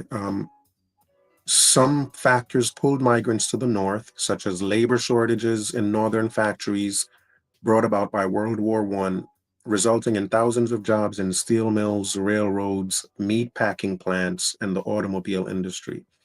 The pull of jobs in the north was strengthened by the efforts of labor agents sent by northern businessmen to recruit southern workers. Northern companies offered special incentives to encourage Black workers to relocate, including free transportation and low-cost housing. And that's being done today in the Caribbean. There are companies that go to the Caribbean to recruit workers. The American government even gives out work visas of recruiting people to come to the north and work. So that was happening back then as well, I would assume. I don't see why not. Why would Caribbeans be making that long trek if they also weren't being offered work opportunities there like they are being offered today? So, the story of the Caribbean immigrant to America seems very parallel and very similar to the story of the African American migrant to the north. It's the same story. So if one of them is a tether, then the other one is also a tether. We a bunch of tethers in a pod. During World War I, there was a decline in European immigrants, which slowed the supply of workers for northern factories. So those northern factories were supplied by immigrant European workers. And then once the war broke out and those workers were sent to Europe to fight in World War I, there were job openings. And so those companies went to the South to recruit Black workers. Around 1.2 million European immigrants arrived during 1914, while only 300,000 arrived the next year. So because of the war, the numbers of immigrants were reduced drastically. But those immigrants were the major source of the employment in those northern factories. Save World War I, if there was no World War I, the Great Migration would likely not have occurred, because those industries in the north were being supplied by European immigrants. That's where the labor was coming from. The enlistment of workers into the military had also affected the labor supply. This created a wartime opportunity in the North for African Americans, as the Northern industry sought a new labor supply from the South. There were many advantages for Northern jobs compared to Southern jobs, including wages that could be double or more. That was what the Caribbean immigrants saw themselves, is the increase in their wages. That's why they moved. Same reason the Southern Blacks moved. The Southern sharecropping system and agricultural depression, the Southern sharecropping system and agricultural depression, the widespread infestation of the cotton boll weevil, and flooding also provided motivation for African Americans to move into the northern cities. And again, if we study the history of what's happening in the Caribbean, I'm sure you're going to see parallels of this as well, where there's just stuff going on that there are economic things happening in their countries, and they chose to leave looking for a better life. And they didn't just choose to leave to just anywhere. They chose to go where they were invited. Those northern companies were inviting Caribbean workers as well. It says the South's pervasive exclusion of African Americans from political power, their lack of representation, and a dearth of social opportunities and a culture regulated by Jim Crow laws also motivated African Americans to migrate northward. So why didn't you just fix up the place? Why did you run away from your state, from your home? Why didn't you stay and fix up the place? It sure was a mess. The first Great Migration, 1910 to 1940. When the Emancipation Proclamation was signed in 1863, less than 8% of the African American population lived in the northeastern or midwestern United States. It changed over the next decade to such an extent that a U.S. Senate committee ordered an investigation into the causes of the mass migration from the South during the preceding decade, especially to Kansas, where many sought refuge. In 1900, about 90% of Black Americans still lived in southern states. Between 1910 and 1930, the African American population increased by 40% in the northern states as a result of the migration, mostly in the major cities. The cities of Philadelphia, Detroit, Chicago, Cleveland, Baltimore, and New York City had some of the biggest increases in the early part of the 20th century. Tens of thousands of Black workers were recruited for industrial jobs, such as positions related to the expansion of the Pennsylvania Railroad. Because changes were concentrated in the cities, which had also attracted millions of new or recent European migrants, which had also attracted millions of new or recent European immigrants, tensions rose as the people competed for jobs and scarce housing. Tensions were often most severe between ethnic Irish defending their recently gained positions and territory and recent immigrants and Black people. So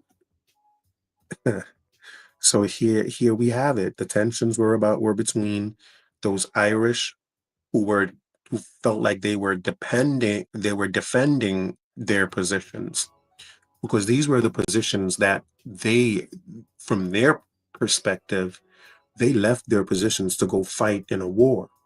And when they came back, they wanted their jobs back. When they came back, their jobs were being filled by migrants.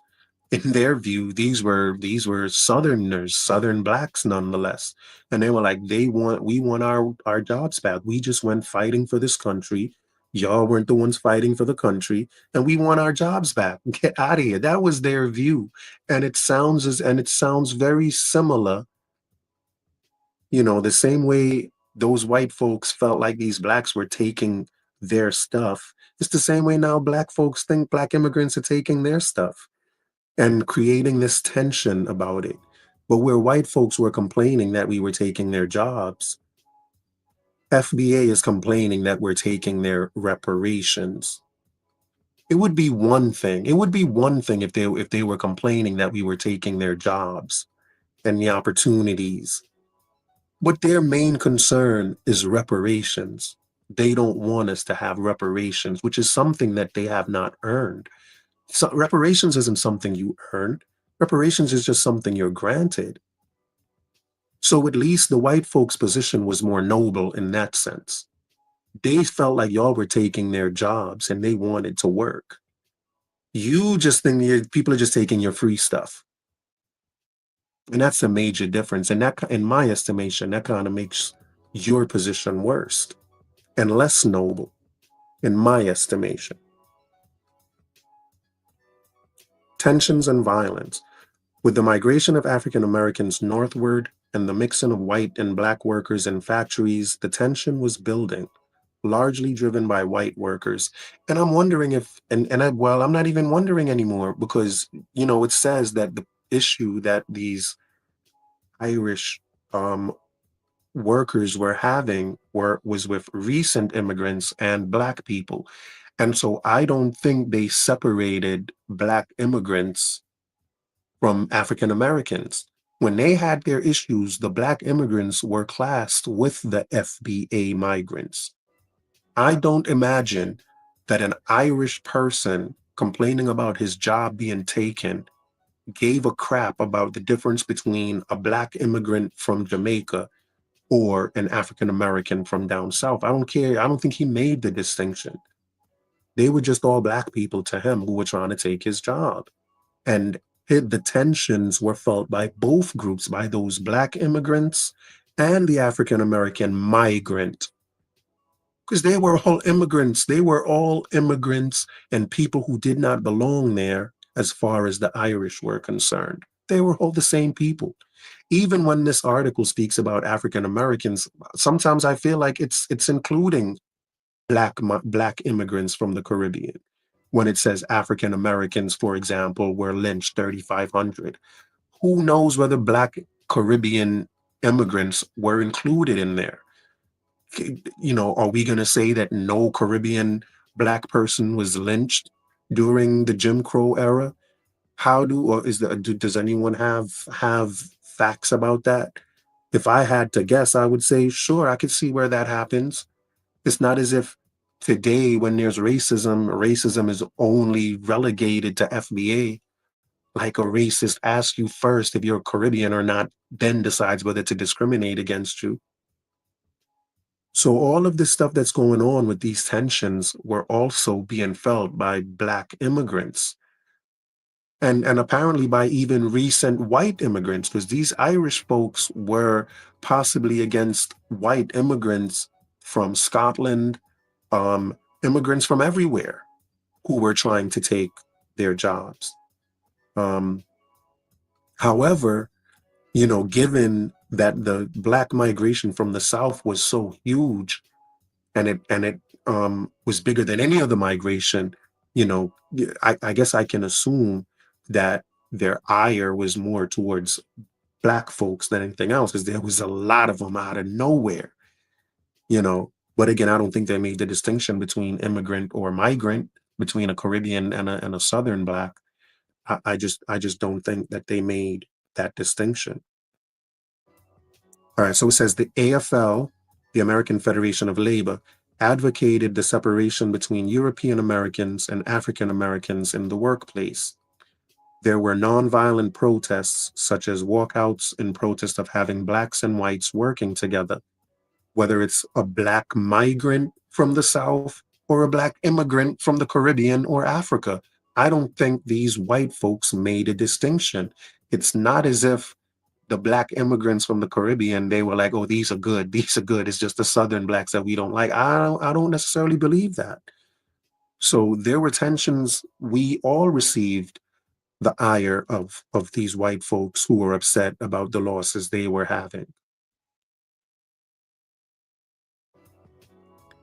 The AFL, the American Federation of Labor, advocated the separation between European Americans and African Americans in the workplace. There were nonviolent protests, such as walkouts, in protest of having blacks and whites working together. As tension was building due to advocating for segregation in the workplace, violence soon erupted. Yeah, so, you know, it's about to get crazy. It's about to get crazy. And again, they were against blacks and whites working together, whether it was black immigrants from the Caribbean or that wasn't their issue. They were concerned. Their main concern was their position and their communities. And so, you know, that's where the tension started. And it reminds me of the tension that exists today between FBA and black Caribbean immigrants and black immigrants from everywhere. You know, but again, this time, it's not about us taking their jobs. It's about us taking their reparations and their affirmative action and their food stamps. That's really what this is about. Yeah, so let's I'm gonna take a quick little break. And then we're gonna continue. So let's take a commercial break and then we'll come back to this awesome lesson. I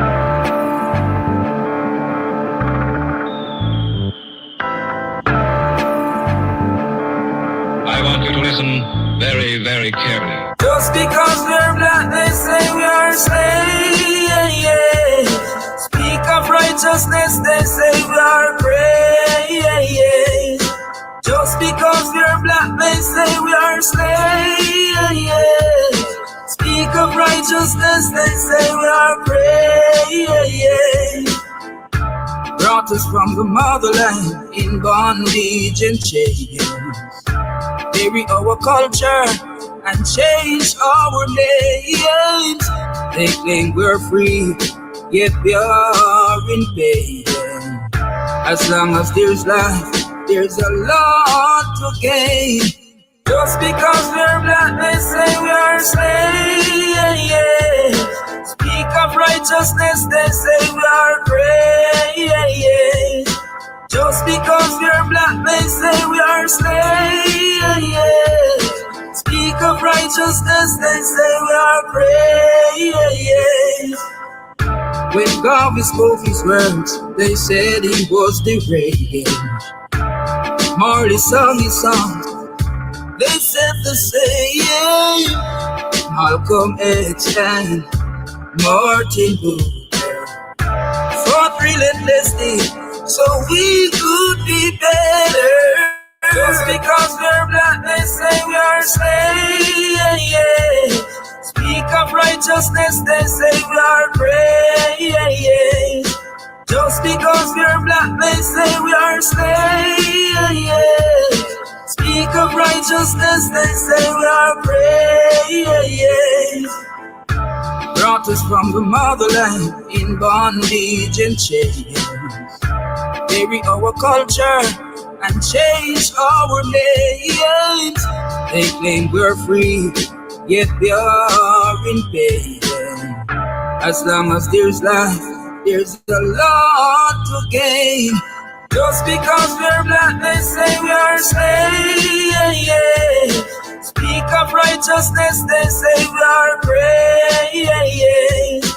Just because we're black, they say we are slaves. Speak of righteousness, they say we are praised.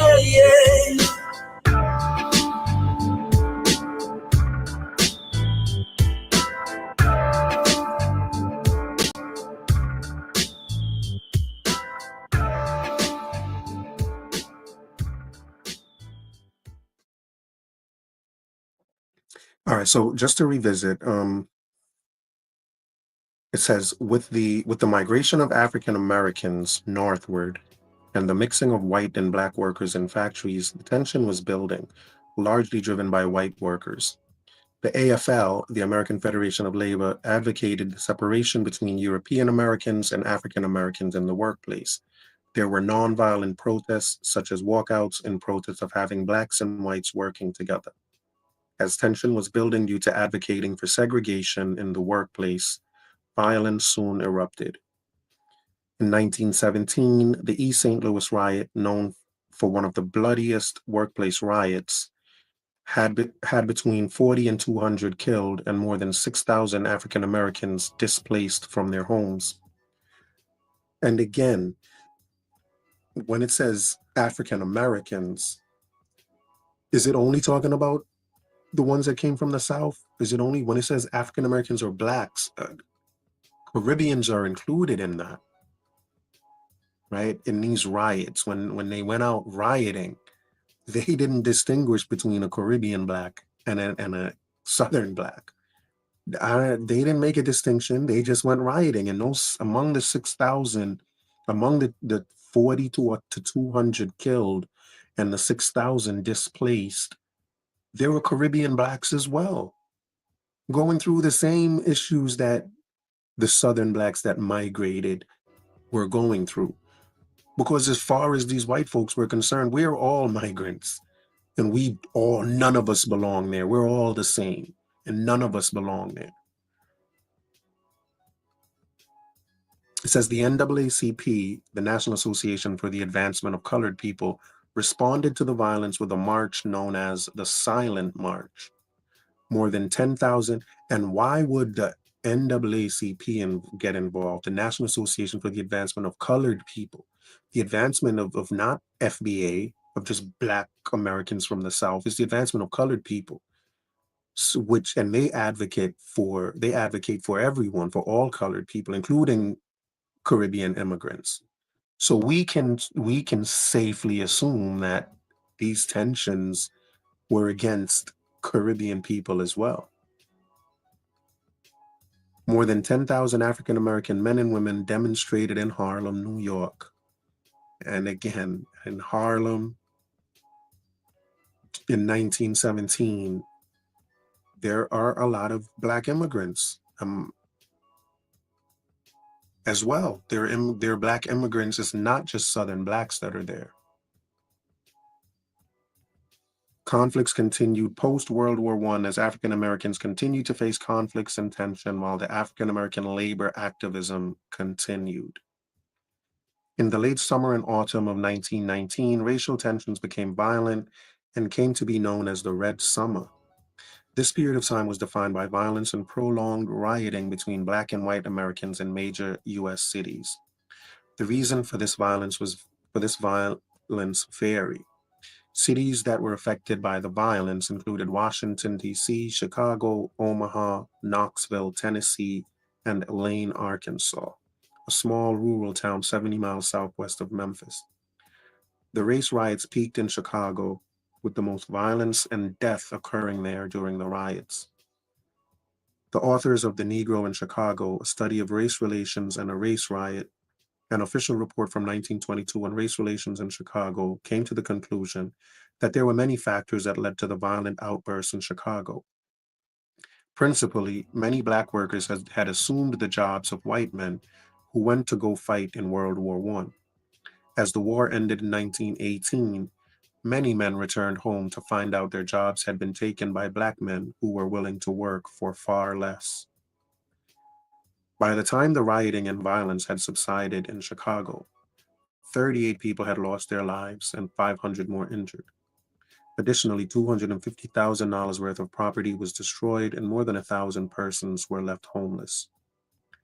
In other cities across the nation, many more had been affected by the violence of the Red Summer.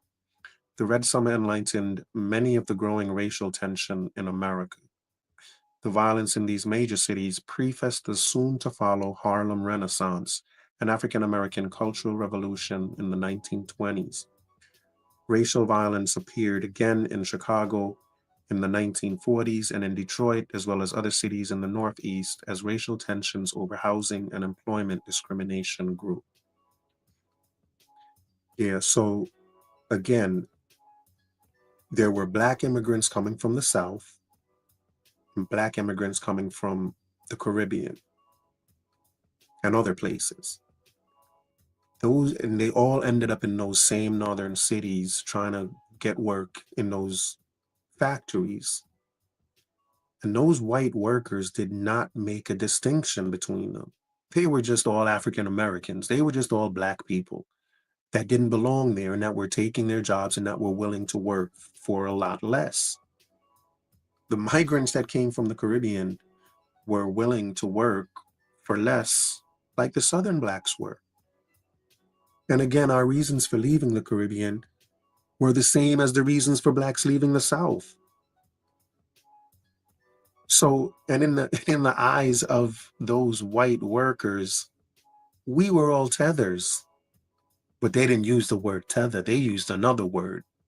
In the same way today, according to FBA, Caribbean Blacks from everywhere are all tethers.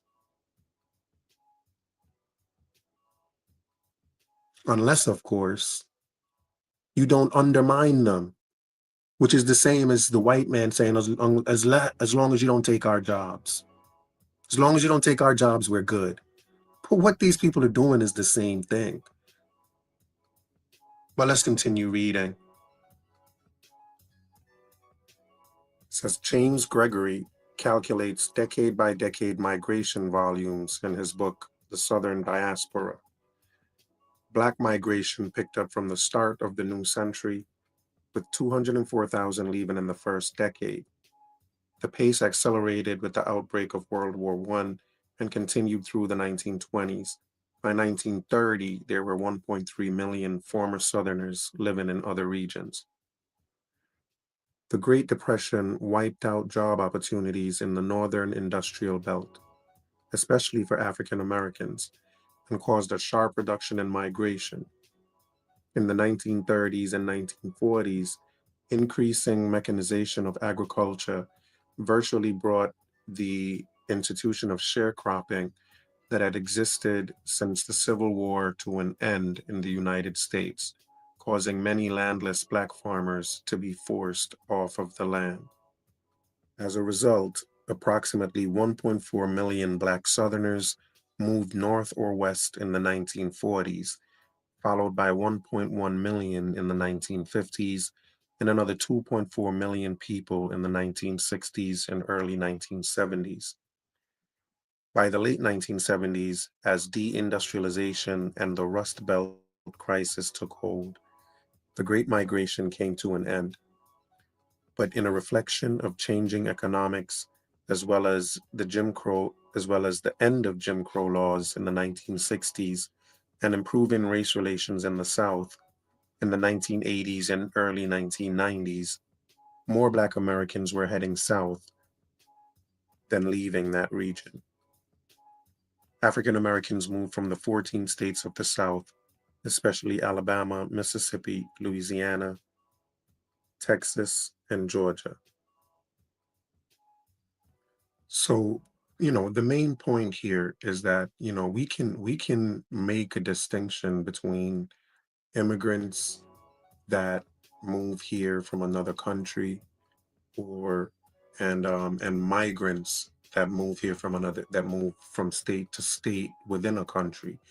We can try to draw distinctions if we wish, and state that because you were within a country moving from one state to another, that makes you more foundational.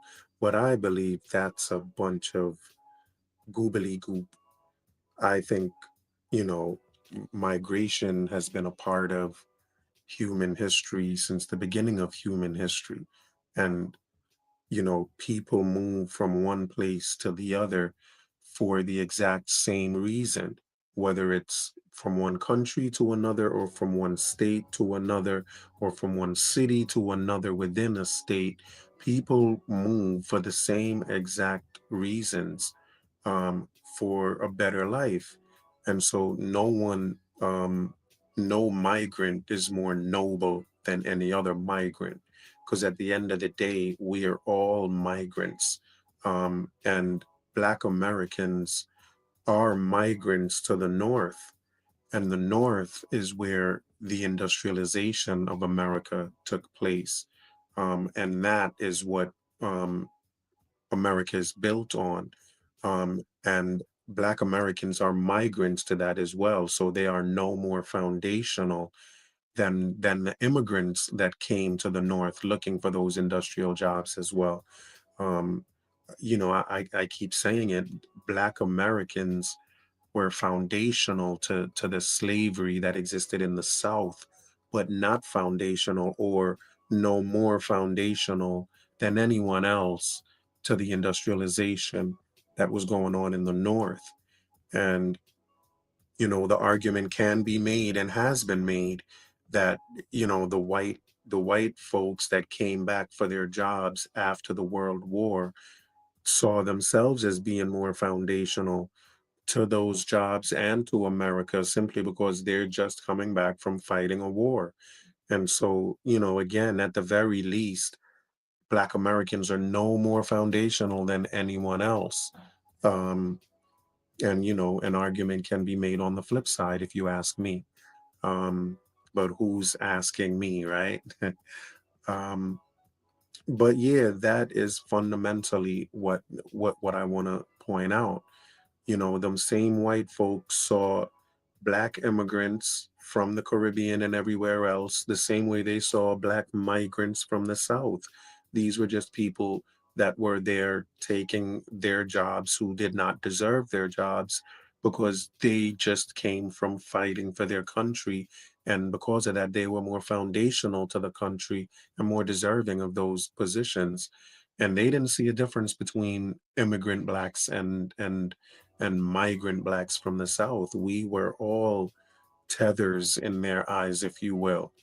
Um, and now, the only difference with them and FBA is that where they were protecting their jobs, from immigrants and migrants, FBA is really only concerned with protecting what they call their tangibles, whatever those tangibles are, which I can guarantee you are not jobs. You know, these tangibles are free stuff.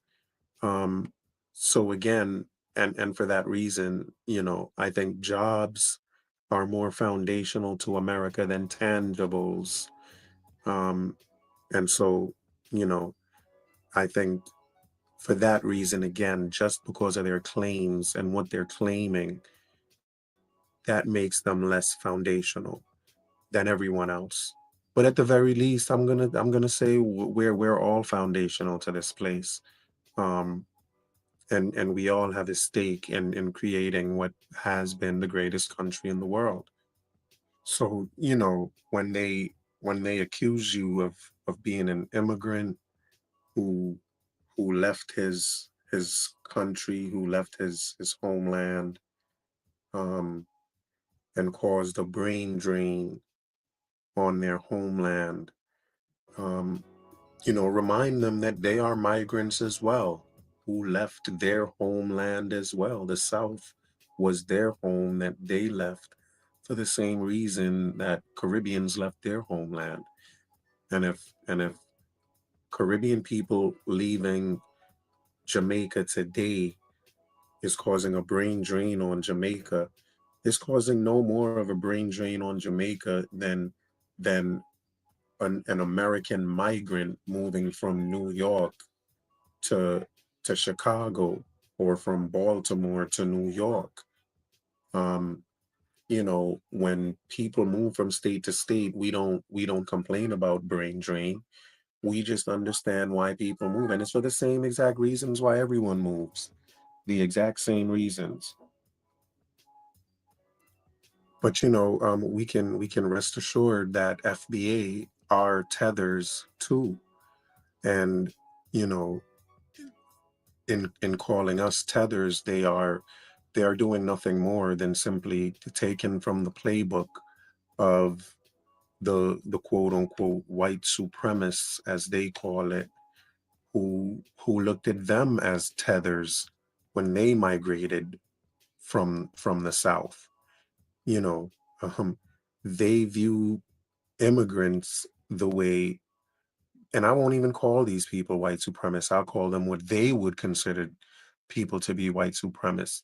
Um, but they are looking at immigrants the same way that those white folks looked at them.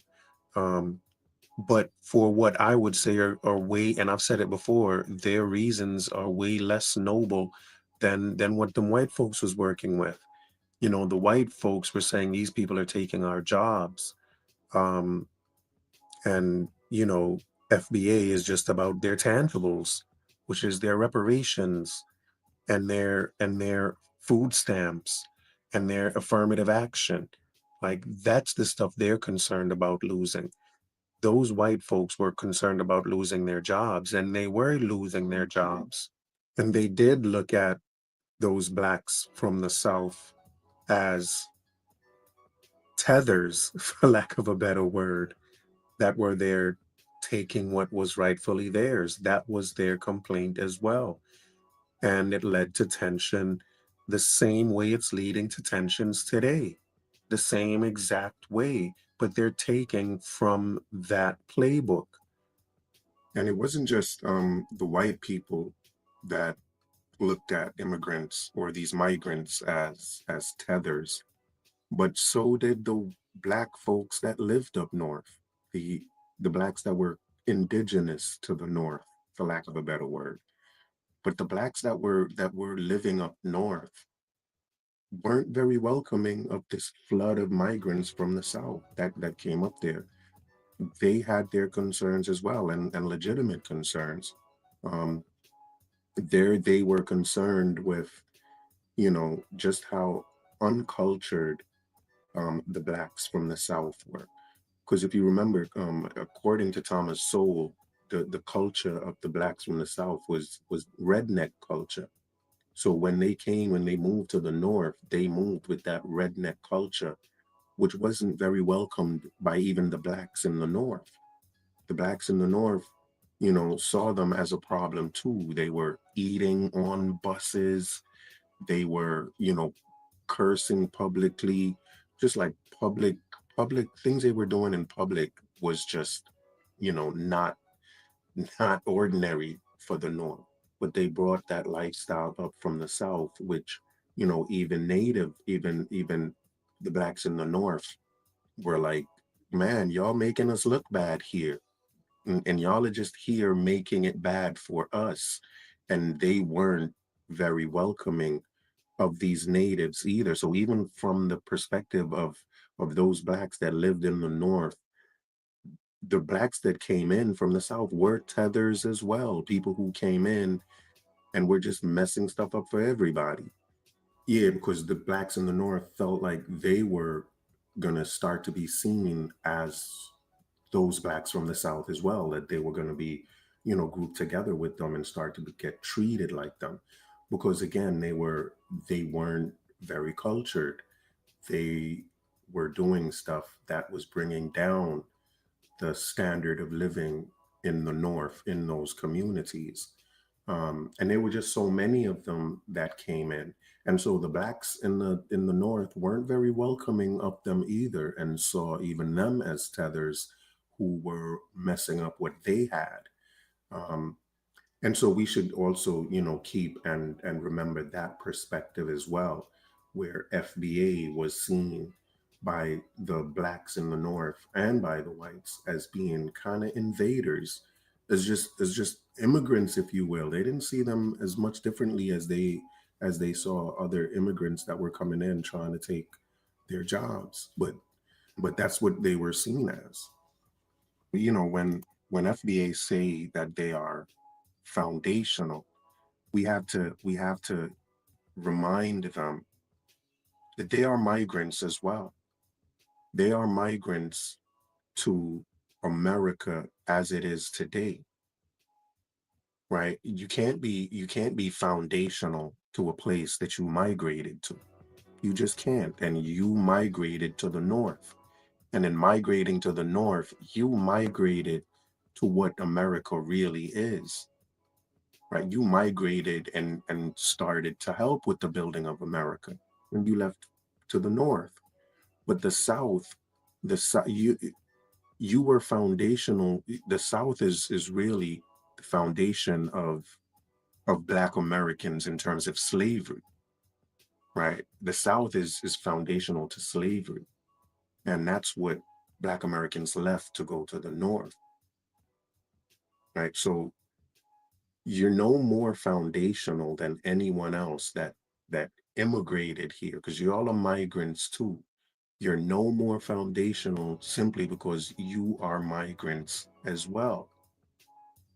And that's pretty much the ultimate point here, is that we are all migrants, all of us, and all of us came here, and you moved in more numbers than anyone else. But we all came here looking for the same thing. And by here, I mean the North. We all came to the North looking for the same thing. And again, it's the North is the vision of what America is. America today is based on the vision of the North. What was happening in those industries in the North is what built America. And Black Americans, FBA, migrated to be a part of that building of America. So they are no more foundational than anyone else. The Confederacy that slavery was building died with the Civil War. The Confederacy is what slavery was building, and that's what slavery is foundational to. But they left that, and they left that the same way Caribbean immigrants left that, what was in the Caribbean, to come here to be a part of the foundation of something new. Yeah, and that's ultimately what I wanted to talk about with this video. Um, and I think it's best that I just leave it there for now, at least. So I am planning on I do want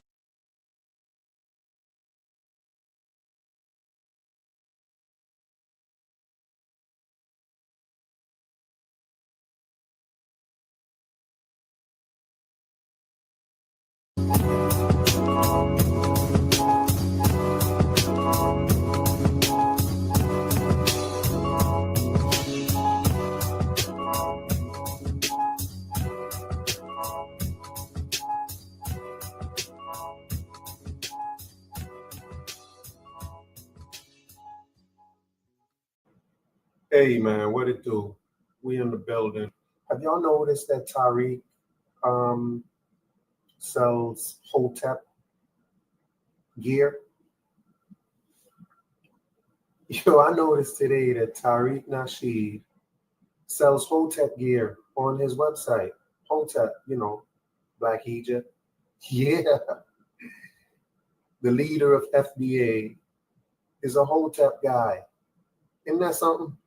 The leader of FBA is a Black Egypt. You cannot make this up. But yeah, he got Hotep gear, man. This man is a full. Wait, is he? Let me not. I can't just say that because he got Hotep gear, right? Is that going too far? Am I pushing the bounds?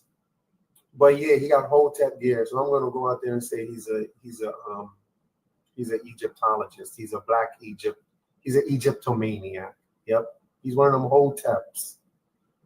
And it's very, appropriate because I think FBA really reminds me of the Hotep crew. Foundational Black America reminds me of Black Egypt. Foundational Black America has a lot in common with foundational Black Egyptians. I'm telling you. It's like such a parallel. Foundational Black Egypt and foundational Black America. Man, it's one and the same, and it's no coincidence that your leader, Tariq Nasheed, is a Hotep. You don't believe me? Go to his website. He got Hotep gear. He gonna beat you with Hotep. Word up. But yeah, but that's not what we're here to talk about, though. We're not here to talk about the fact that FBA has so much in common with Black Egypt. We're here to talk about why Jamaicans don't call themselves African Jamaicans, have no reason to do so, because it just don't make no sense. Let me not give it away. But again, I'm not going to talk about it until somebody come talk to me about it. Come holler at your boy, man. You know you want to holler at your boy. Holler at your boy.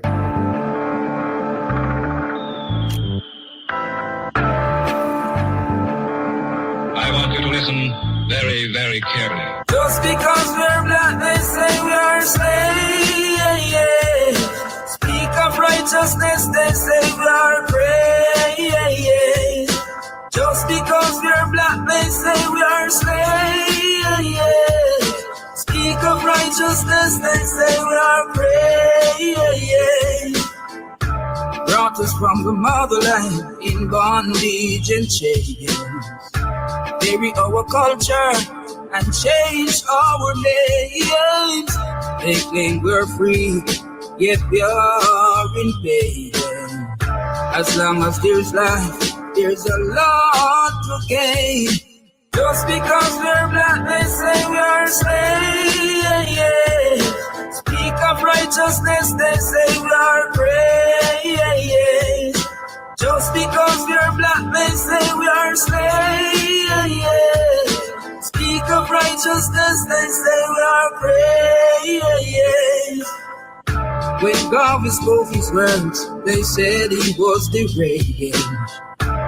Marley sung his songs, they said the same. Malcolm X and Martin Luther fought relentlessly so we could be better. Just because we're Black, they say we are slaves. Speak of righteousness, they say we are praise. Just because we're Black, they say we are slaves. Speak of righteousness, they say we are praise. Brought us from the motherland in bondage and chains. Bury our culture and change our names. They claim we're free, yet we are in pain. As long as there's life, there's a lot to gain. Just because we're Black, they say we are slaves. Speak of righteousness, they say we are praise. Just because we're Black, they say we are slaves. mark of righteousness, they say we are praying.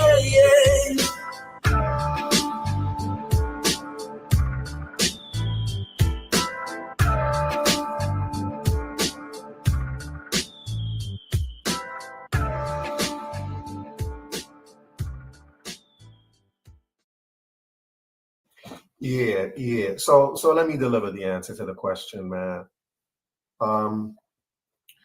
Yeah, that's why we here. Why Jamaicans don't refer to themselves as African Jamaicans. I think the reason is that the main reason I think that Jamaicans don't refer to themselves as African Jamaicans is because Jamaicans are proud to be Jamaicans. They are very proud to be Jamaicans. Black Americans are not proud to be Americans at all, which is why they want to add something onto their name. Like, they just don't want to be just American. They are not proud of their country. When I first came into this community with the name American Dream, like, the flack I got just from calling myself American Dream was crazy. And it was simply because I was Black. Like, they're like, how are you Black and you love America? So that, to me, is the main reason why Jamaicans have no interest in referring to themselves as African Jamaicans, even though we accept our African heritage, and we know that that's where our roots come from, and we honor Africa in our music and all of that. We're not going to attach African to we're more proud to be Jamaican than African. Outside of all of that, we're more proud to be Jamaican than African.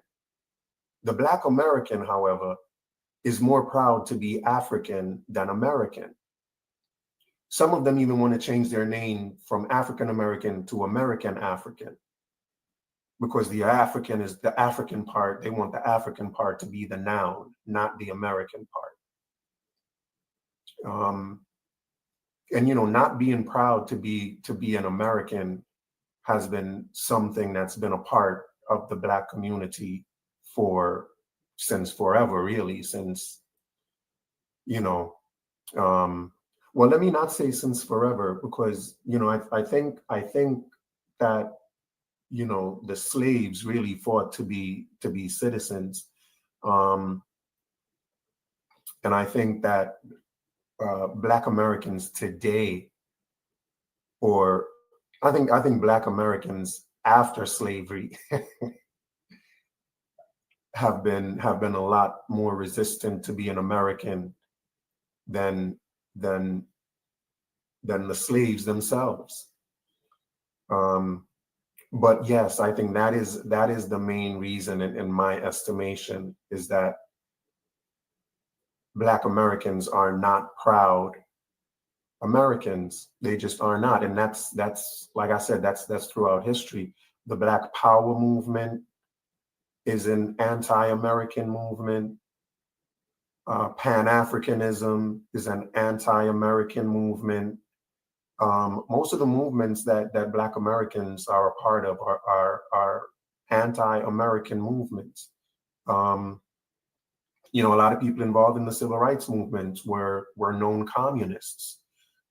Same as well, maybe not civil rights, but definitely Pan-Africanists. The Pan-Africanists and the Black Power people were just straight up just communists, open communists. And we know that communists are very anti-American, whether they're Black or white.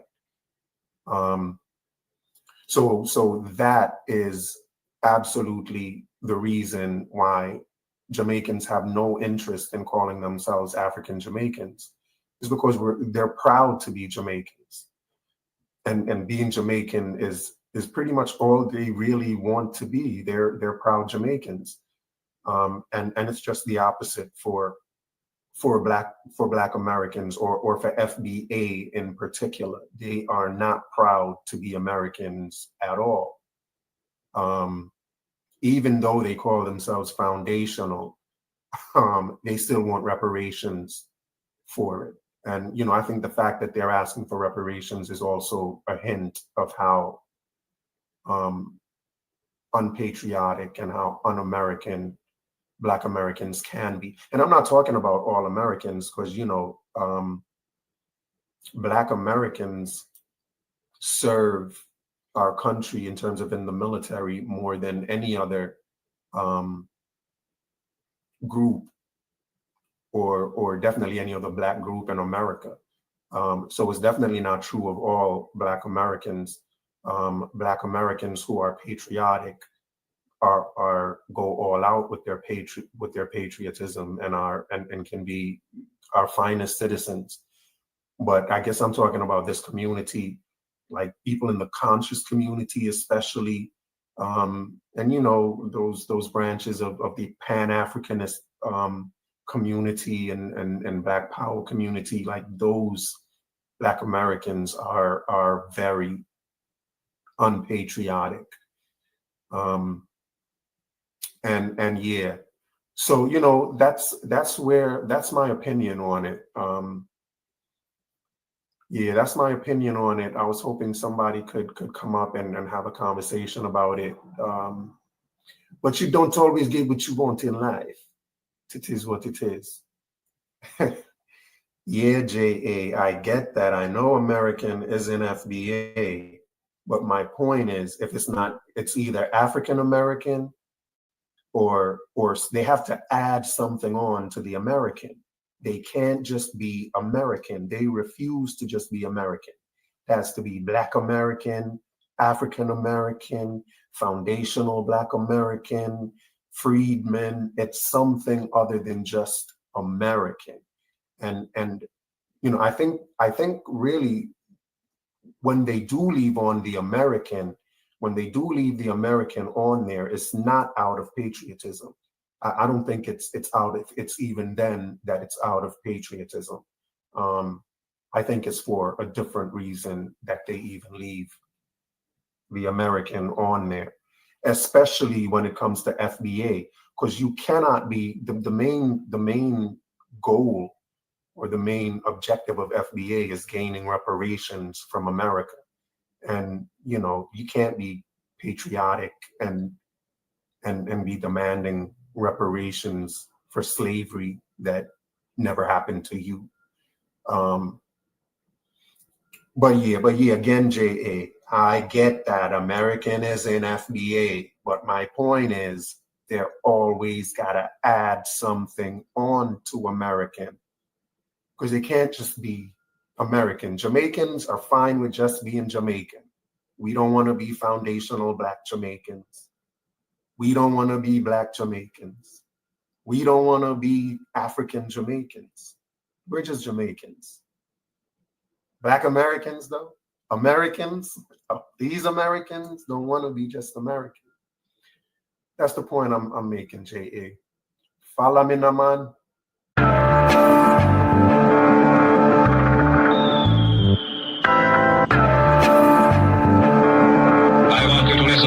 Very, very carefully. Just because we're Black, they say we are slaves. Speak of righteousness, they say we are praise. Just because we're Black, they say we are slaves. Speak of righteousness, they say we are praise. Brought us from the motherland in bondage and chains. Bury our culture and change our names. They claim we're free, yet we are in pain. As long as there's life, there's a lot to gain. Just because we're Black, they say we are slaves. Speak of righteousness, they say we are praise. Just because we're Black, they say we are slaves. Speak of righteousness, they say we are praise. When God spoke his words, they said he was deranged. Marley sung his songs, they said the same. Malcolm X and Martin Luther, fought relentlessly so we could be better. Just because we're black, they say we are slaves. Speak of righteousness, they say we are brave. Just because we're black, they say we are slaves. Speak of righteousness, they say we are brave. Brought us from the motherland in bondage and chains. Bury our culture and change our names. They claim we're free, yet we are in pain. As long as there's life, there's a lot to gain. Just because we're black, they say we are slaves. Speak of righteousness, they say we are brave. Just because we're black, they say we are slaves. Speak of righteousness, they say we are brave.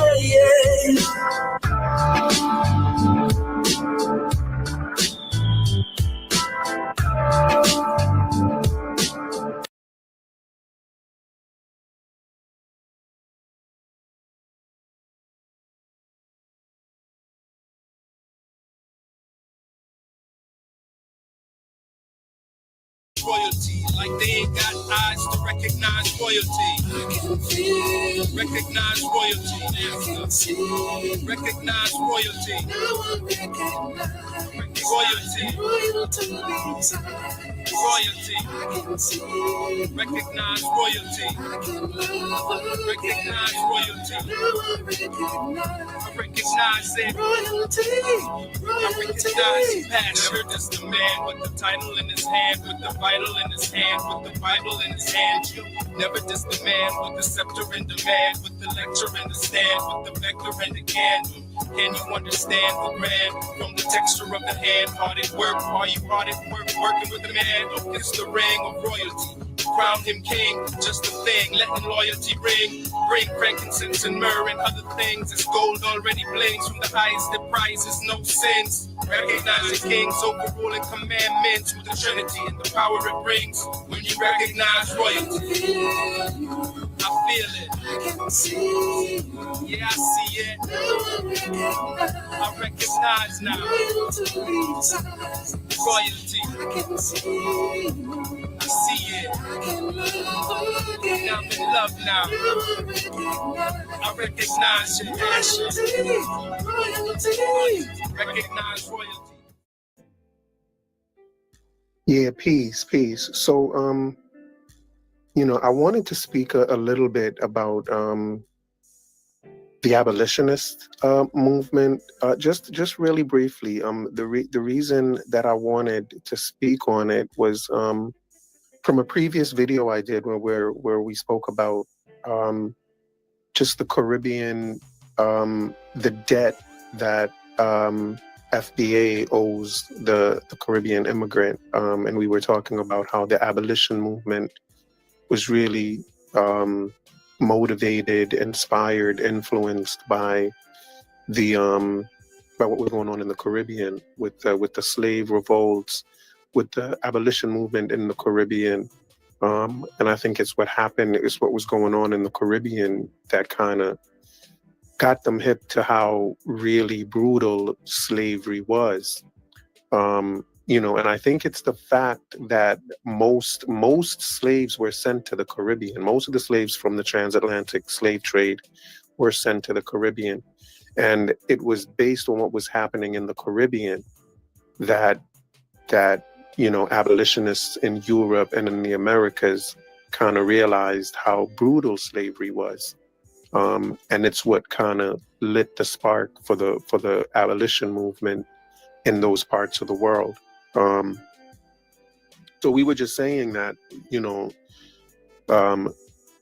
Europe and the Americas, in terms of the slaves in those parts of the world, owes a great debt to the Caribbean, because the Caribbean is where the abolition movement started, and the abolition movement was really centered around what was going on in the Caribbean. And so from doing that, that small research, I just ran into what was known as the Anti-Slavery Society Convention of 1840, and I just wanted to share a little bit of what I learned about that. It says the painting is what is in my thumbnail, so you can see the painting that's in front of you actually on this video. It says the painting shows the World Anti-Slavery Society Convention in 1840. The Anti-Slavery Society was formed in 1838 after laws were passed in Britain to ban the trade and the ownership of enslaved people. Its members wanted to end slavery around the world. Campaigner Thomas Clarkson is giving a speech to an international audience. Several other people who had campaigned for abolition in Britain are in the portrait, but many more had died long before it was painted. The painting is enormous, close to 4 meters wide and 3 meters tall, almost as tall as a double-decker bus. And the interesting part is where it goes into prejudices behind the portrait. And I'm reading from the National Portrait Gallery. It's npg.org.uk. It's the National Portrait Gallery, the Transatlantic Slave Trade, Portraits of Abolition.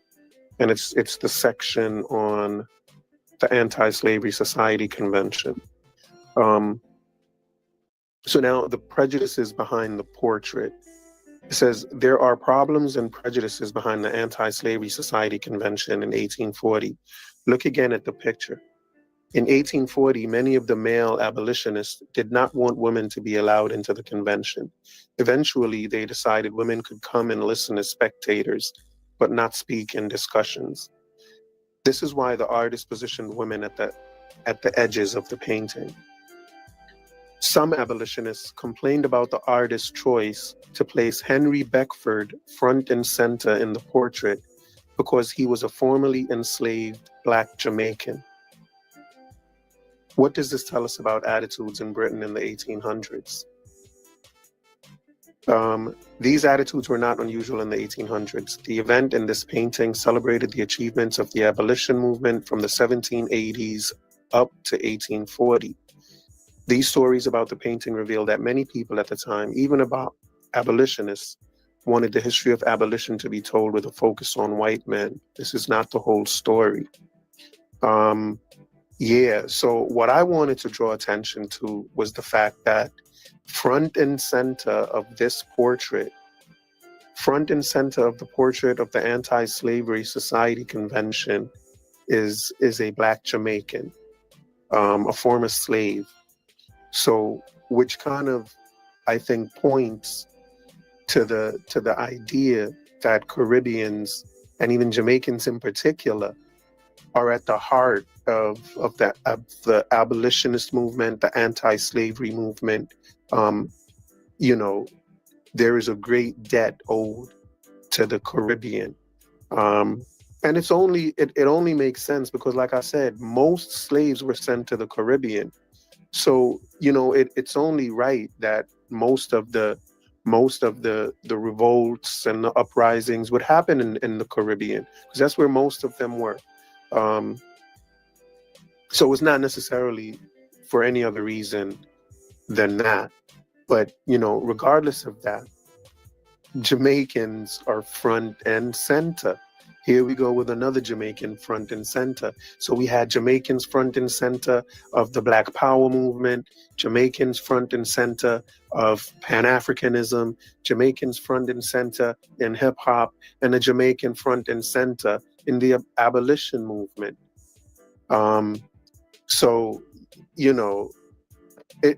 It just is what it is. So the whole point is that we're not just tethers. We're not just here leeching. You know what I'm saying? We've been involved at the most important positions of involvement. We have been involved at all levels in anti-slavery movements, abolition movements. Caribbean people, Jamaican people have been involved in all movements to support Black people throughout the ages, from the beginning. Yeah, so I just wanted to point that out. His name again was Henry Beckford. So let's remember that name. I tried to see if there was anything I could find about him. I was only able to find one other little article about him that I'd like to share. Yeah, so I found an article in JamaicансAbroad.weebly.com on Henry Beckford that I'd just like to share. It says, and it shows the portrait of the at the anti-slavery convention with him front and center. And it says of Henry Beckford, it says, a liberated slave, now a delegate, is looking up to Clarkson with deep interest, and the hand of a friend is resting with affection on his arm in fellowship and protection. This is the point of interest in the picture and illustrative of the object in painting it. The African sitting by the intellectual European in equality and intelligence, whilst the patriarch of the cause points to heaven as to whom he must be grateful. So if you look closely at the picture, at the portrait, what you'll notice is that there is the one lone Black face in that picture, right? Is he's not just a liberated slave. He's a delegate at that convention, right? He's a delegate at the convention, and he's the only Black person there, and he's a Jamaican Black man, right? It's not FBA. It's a Jamaican Black man. The only Black person you see in that portrait. You probably find another one or two, but you see him there, a Jamaican, with what FBA today would refer to as a tether, front and center, right? As a delegate to the anti-slavery convention. Very little appears to be known of Henry Beckford. We see the back of his head in the foreground of a painting of the great anti-slavery convention in London in June 1840. And we hear his voice earlier in Exeter Hall on May 22nd, 1840, when he speaks briefly at the reception for the Reverend William Knibb, himself and another ex-slave, Edward Barrett. Beyond that, we can pick up a few scraps from his words on that occasion.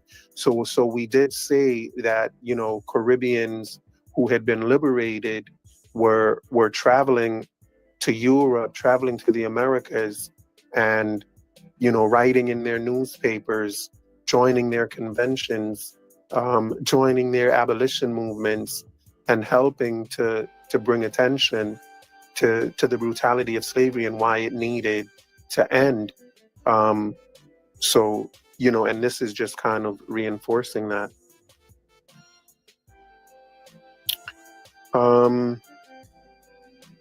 According to Hayden, Beckford had been a slave for 27 years, presumably from his birth.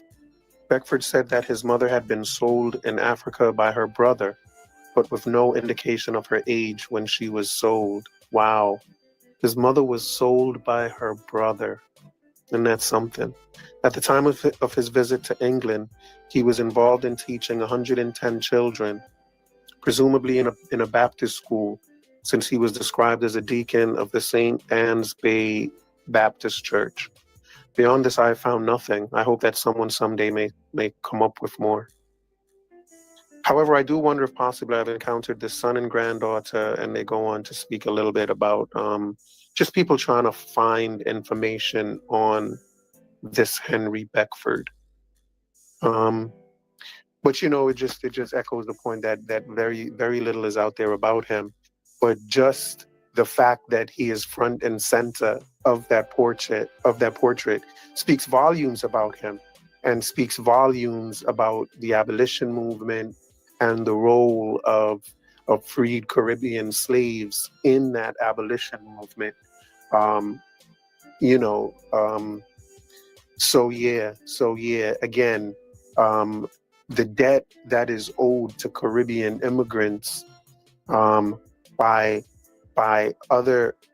people in the Americas, by slaves in the Americas and slaves in Europe is innumerable. And that stuff just should not be forgotten or underestimated or undervalued when we speak about the grand scheme of just who we are as a people, what we mean to each other, who we are to each other, and things of that nature. So I just wanted to put that out there. We are shaping everything about the history of the world. Caribbean people, we are not just leeching peoples. We are shaping the world.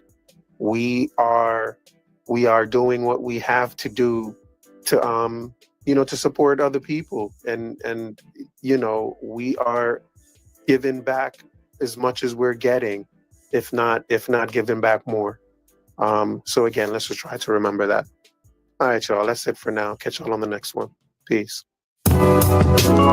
Recognize royalty, recognize royalty, gotta recognize royalty, like they ain't got eyes to recognize royalty. I can feel recognize royalty, I can see recognize royalty. Now I recognize royalty inside. I can see recognize royalty, I can love recognize royalty. Now I recognize it. Royalty. I recognize passion. Is the man with the title in his hand, with the vital in his hand, with the Bible in his hand. You never diss the man with the scepter in the man, with the lecture in the stand, with the vector and the candle. Can you understand the brand from the texture of the hand? Hard at work, are you hard at work? Working with the man, it's the ring of royalty. Crowned him king.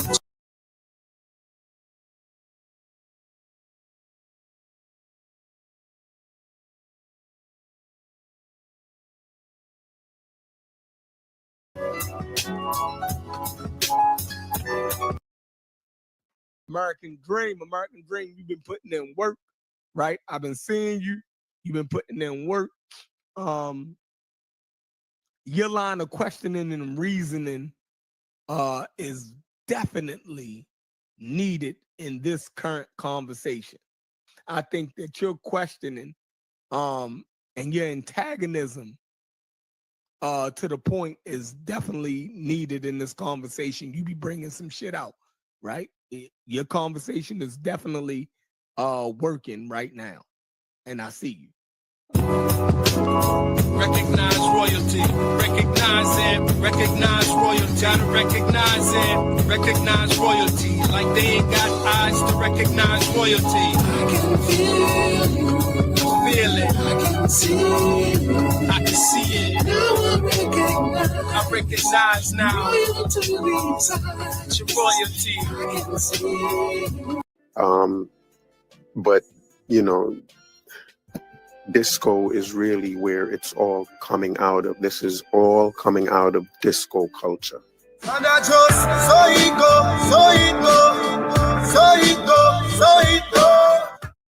Hip-hop was initially called disco rap because of its reliance on disco beats, instrumentation, and party culture during its formative years.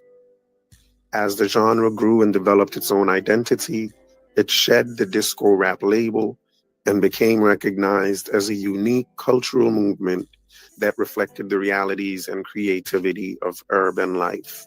So pretty much the same way a butterfly was once a caterpillar, goes from being a caterpillar and evolves into a butterfly, hip-hop evolved from disco. Disco is the caterpillar from which the butterfly called hip-hop evolved. And I just so it go. Disco is one of the main pioneers of hip hop culture, especially the culture, not just the music, the culture itself, the culture, everything about it, the dancing, the drugs, everything about the homosexuality, everything about disco transferred to hip hop. So we see what is really going on here, and I think it's pretty obvious where hip hop is coming from. There's no question in my mind, at least at this point, that everybody is influencing everyone. So hip hop is not just giving birth to stuff, and Black people are not just creating stuff. Where Black people are influenced and influence people. Hip hop has been influenced and hip hop influences. That's just how life works. And I just so it go.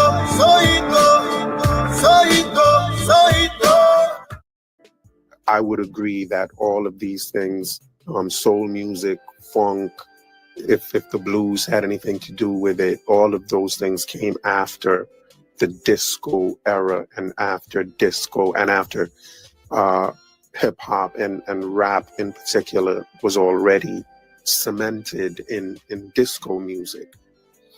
As disco's popularity declined in the late 70s and early 80s, hip hop started to differentiate itself, incorporating more elements of funk, soul, and electronic music. Artists and fans sought to establish hip hop as a distinct genre and culture, moving away from the disco rap label. And I just so it go. By the late 1970s, as disco declined and faced backlash, for example, Disco Demolition Night, hip hop grew as a cultural movement. Many DJs and producers from the disco era transitioned into hip-hop, carrying over their techniques, musical elements, and event styles. So, it's just reiterating what it said earlier about, people moving away from disco because disco developed a bad rap. And so hip-hop evolved out of disco's bad rap. And I just so it go. I think we should have a hip hop demolition night because hip hop is, I think hip hop is arguably worse than disco in terms of the negativity and cultural degeneracy. Hip hop is just disgusting at this point, and I think that we should. I think disco brought it in, and what brought out disco should also take out hip hop. A demolition night. And I just so it go.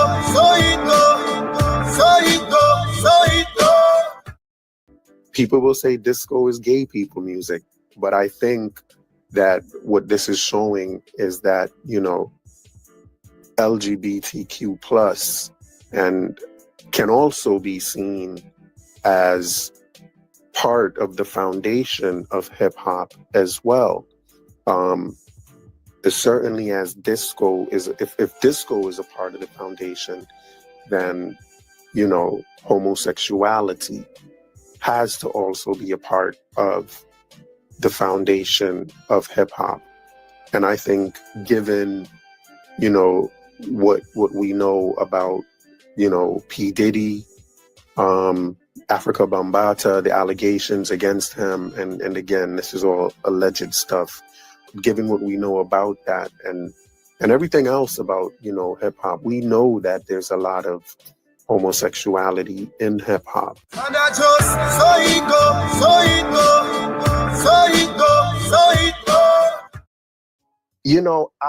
I told y'all these were some badass baby kids, right? Like the kids that started it, since these are the gang member kids, these are baby kids.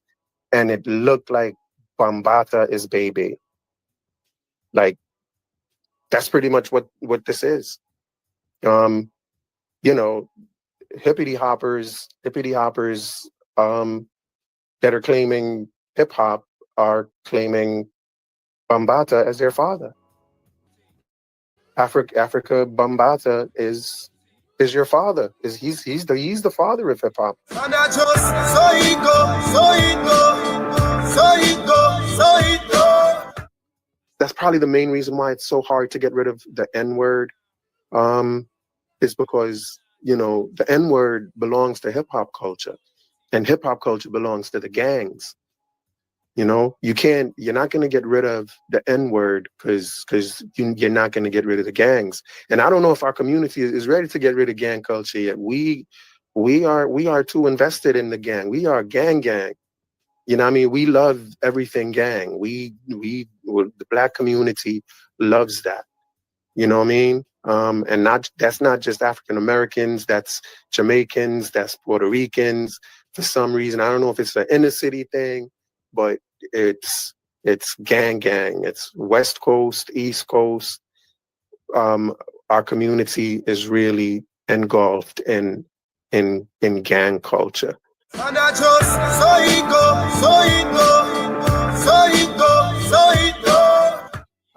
This is a movement centered around gang culture. It's centered around drug culture, and it's centered around sexual promiscuity. And that's what, you know, that's what disco culture was as well. Disco culture was the drug culture and the sex promiscuity. What hip hop added was just the gang culture to it. Disco is drugs and sexual promiscuity, and hip hop is just gang activity added to that.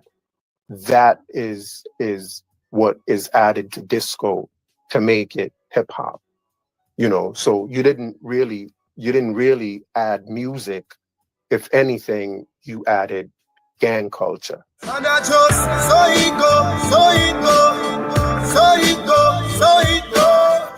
American Dream, you've been putting in work, right? I've been seeing you. You've been putting in work. Your line of questioning and reasoning is definitely needed in this current conversation. I think that your questioning and your antagonism to the point is definitely needed in this conversation. You be bringing some shit out, right? Your conversation is definitely working right now, and I see you.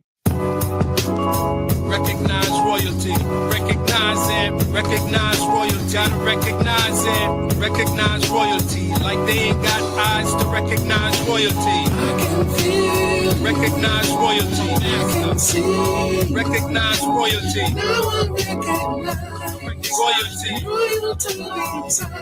royalty, I can see, recognize royalty, I can love, recognize royalty, now I recognize it. Royalty. I recognize passion. Never just the man with the title in his hand, with the vital in his hand, with the Bible in his hand. You never just the man with the scepter and demand, with the lecture and the stand, with the vector and the can. Can you understand the grand from the texture of the hand? Hard at work, are you hard at work? Working with the man, it's the ring of royalty. Crown him king, just a thing, letting loyalty ring. Bring frankincense and myrrh and other things. It's gold already blings from the highest that prizes no sins. Recognize the king's overruling commandments with the Trinity and the power it brings. When you recognize royalty, I feel it. I can see.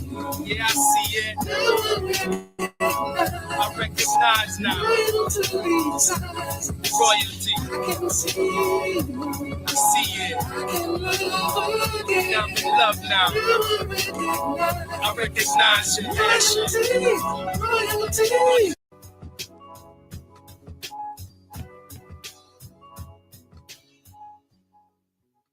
The Fifth Element goes back to a white man. At best, he's a Middle Easterner. So, you know, hip hop's Fifth Element goes back to not a black man. These are not teachings of black people or of Africa. Islam is definitely not an African religion. And I just so it go. The creators of hip hop are European. meaning, you know what I mean, the disco culture. And the teachers of hip hop are Arabic, the Islam stuff. You know, that's all. That's what we've learned before, so far. Who your creators are and who your teachers are. Um, Disco culture, white people culture, and Islamic culture, Arabic people culture. But it's not black so far. I don't see where it's black so far. And I just so it go. Hip hop culture is an anti-American culture. Like, it doesn't value what America values. Hip hop culture is an anti-American culture. From the gangs, from drugs, all of that is the sexual promiscuity. All of those things are anti-American values, you know, and they're being pushed on by a foreign religion into black neighborhoods and kind of, you know, spoiling the brains and minds of the youth. And I just so it go. FBA, really and truly, this is to your advantage. You should not want to take full credit for hip hop. Hip hop is mainly negativity. Hip hop, you really should not want to take full credit for this. Don't take full credit for hip hop. Y'all, it's really disgusting stuff. Y'all do not want to take full credit for Tekashi 6ix9ine. You cannot. African Americans, y'all really think it's Tekashi 6ix9ine is just your creation? I think not. Sexy Red. And I wouldn't take credit for that. I wouldn't want to take credit for that. Like, share it. Like, let people know it's not just you. Like, it's not that positive of a thing that you just want to hold on to it. You know? This is one of them things you shouldn't want to be holding on to like that. And I just so it go. Hip hop was born multicultural, gaining influences from African American, Latin American, and Caribbean musical and dancing traditions. Dancing traditions. Hip hop comes out of a dancing tradition, not Pigmeat Markham, not the Jubilaires, not Bo Diddley. Hip hop comes out of a dancing tradition. And I just so it go. We should remember that hip hop is a movement. It's a social movement, and I believe that it's a movement to create a type of mentality and a type of thinking. And I think that what we are seeing now with FBA is kind of a manifestation of that type of original man thinking. And I just so it go. Hip hop is New York City culture. It's Bronx culture. It's that multicultural, diverse street partying culture. And all of those different pieces were needed to create that culture. That diversity was needed to create that culture. It's not black culture. It's not Latino culture. It's everybody. It's blacks, Latinos, Caribbean people, white people, gay people, everybody came together and kind of this culture evolved out of that type of atmosphere, out of that New York City atmosphere. And I just so it go. You know, so it's that type of movement. It's that type of conscious movement to create a certain type of consciousness. I think to create an un-American type of consciousness. And I think that the gay agenda was also tied into that as well. I think there was a gay consciousness attached to that as well. You know, because you can't really separate hip hop from homosexuality. It's just not possible. Goes all the way back to Africa Bambata, as we said, and it's always been a part of, you know, hip hop culture. And I just so it go. And this is hip hop consciousness. The black man is God is hip hop consciousness. And I think that the idea of the black man being Egyptian, the Egyptians being black, Abos being black, the Moors being black, Israelites being black, is all a part of that mentality, of that hip hop original man mentality. I think all of that comes out of hip hop's fifth element, and we have a generation of people with that mentality, with that hip hop mentality of the black man is the creator of the universe and nothing exists without him. And I just so it go. You know, hip hop is about drugs and sex and gang activity. And I think that's all a part of the movement and the un-American stuff that was being pushed onto American youth. And I think that the people behind that movement are more, in my estimation, are more going to be given the credit for creating hip hop. And I think that once we see who those people are, we'll say that hip hop is definitely not a black creation. It's not of the black culture. And I just so it go.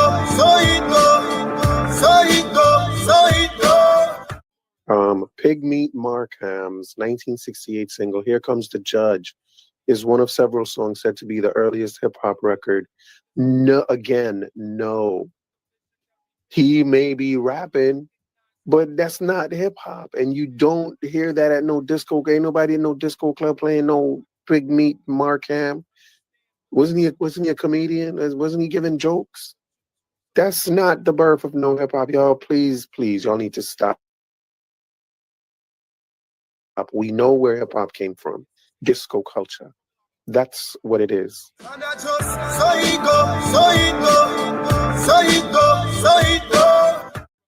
The creator is Kool Herc. The father is Africa Bambata. You know what I mean? I'm the two Jamaican guys. The creator and the father. Can't get around it. They're both Jamaican guys.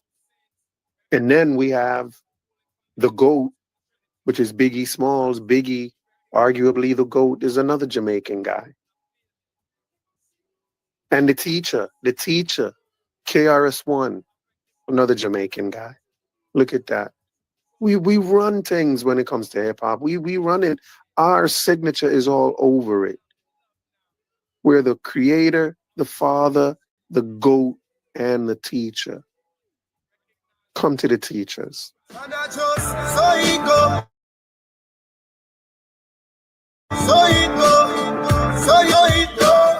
Many of the people who helped establish hip hop culture, including DJ Kool Herc, DJ Disco Wiz, Grandmaster Flash, and Africa Bambata, were of Latin American or Caribbean origin. All of them were of Latin American or Caribbean origin? No way. Hold on. Kool DJ Herc, DJ Disco Wiz, Grandmaster Flash, and Africa Bambata were of Latin American or Caribbean origin. So how was FBA taking credit for this? When all of the original creators, everyone Wiki's giving credit for as a Caribbean, is a Tether. That is madness. And I just so it go. And I think the whole FBA movement of saying that Black Americans are foundational to America is just another variation of that argument that the black man is the original man, the mothers and fathers of civilization. They're now the mothers and fathers of America. They are the mothers and fathers of everything. It's just that subconscious hip hop mentality kicking in. And I just so it go. the Black Panther Party are a very anti-American organization. And I think that the political left kind of used the black struggle as a way of fighting against American imperialism. And I think they used hip hop as one of those tools. So it's all about anti-American things that are happening. It's an anti-American effort to really destroy America. And I think hip hop was one of those tools that were being used.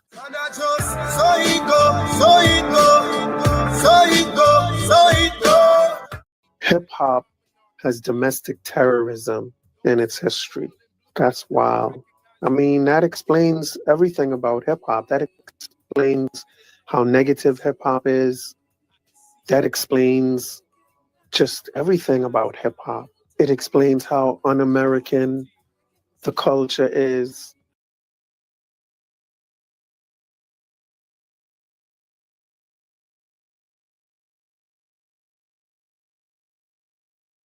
Value. Hey, peace, everyone. Thanks for being here. One idea, Lid. Recognize royalty, recognize and recognize royalty. Gotta recognize and recognize royalty. Like they ain't got eyes to recognize royalty. I can feel. Recognize royalty. I can see. Recognize royalty. Now I recognize royalty. Royalty inside. Royalty. I can see. Recognize royalty. I can love. Recognize royalty. Now I recognize it. Royalty. I recognize passion. This the man with the title in his hand, with the vital in his hand, with the Bible in his hand. You never just the man with the scepter in demand, with the lecture in the stand, with the vector and the candle. Can you understand the brand from the texture of the hand? Hard at work, are you hard at work working with the man? It's the ring of royalty. Crown him king, just a thing, letting loyalty ring, bring frankincense. That we said should be a series of a history in hip hop culture, or history of hip hop culture.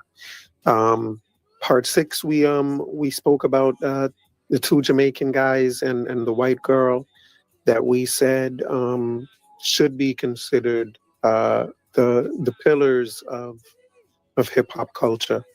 And so in today's show, we are going to be talking about how hip hop is in fact a social movement to the left, to the left, to the left. Now slide, baby. And we're going to slide into that and see, exactly how far to the left the social movement of hip hop went. And the one piece that we didn't touch on when we spoke about the Black Spades, because the Black Spades is the gang where hip hop had its birth. And when we were reading about the Black Spades, we saw some interesting things that I just want to revisit as we take a move to the left. And so now, remember, it says the Black Spades officially formed in Junior High School 123 on Morrison Avenue in Soundview, originally a teenage street organization. The Spades followed the teachings of the 5% Nation, Malcolm X, and the Nation of Islam. And that's what we said kind of was the fifth element of hip hop. And we spoke about that in the What's Today's Mathematics episode.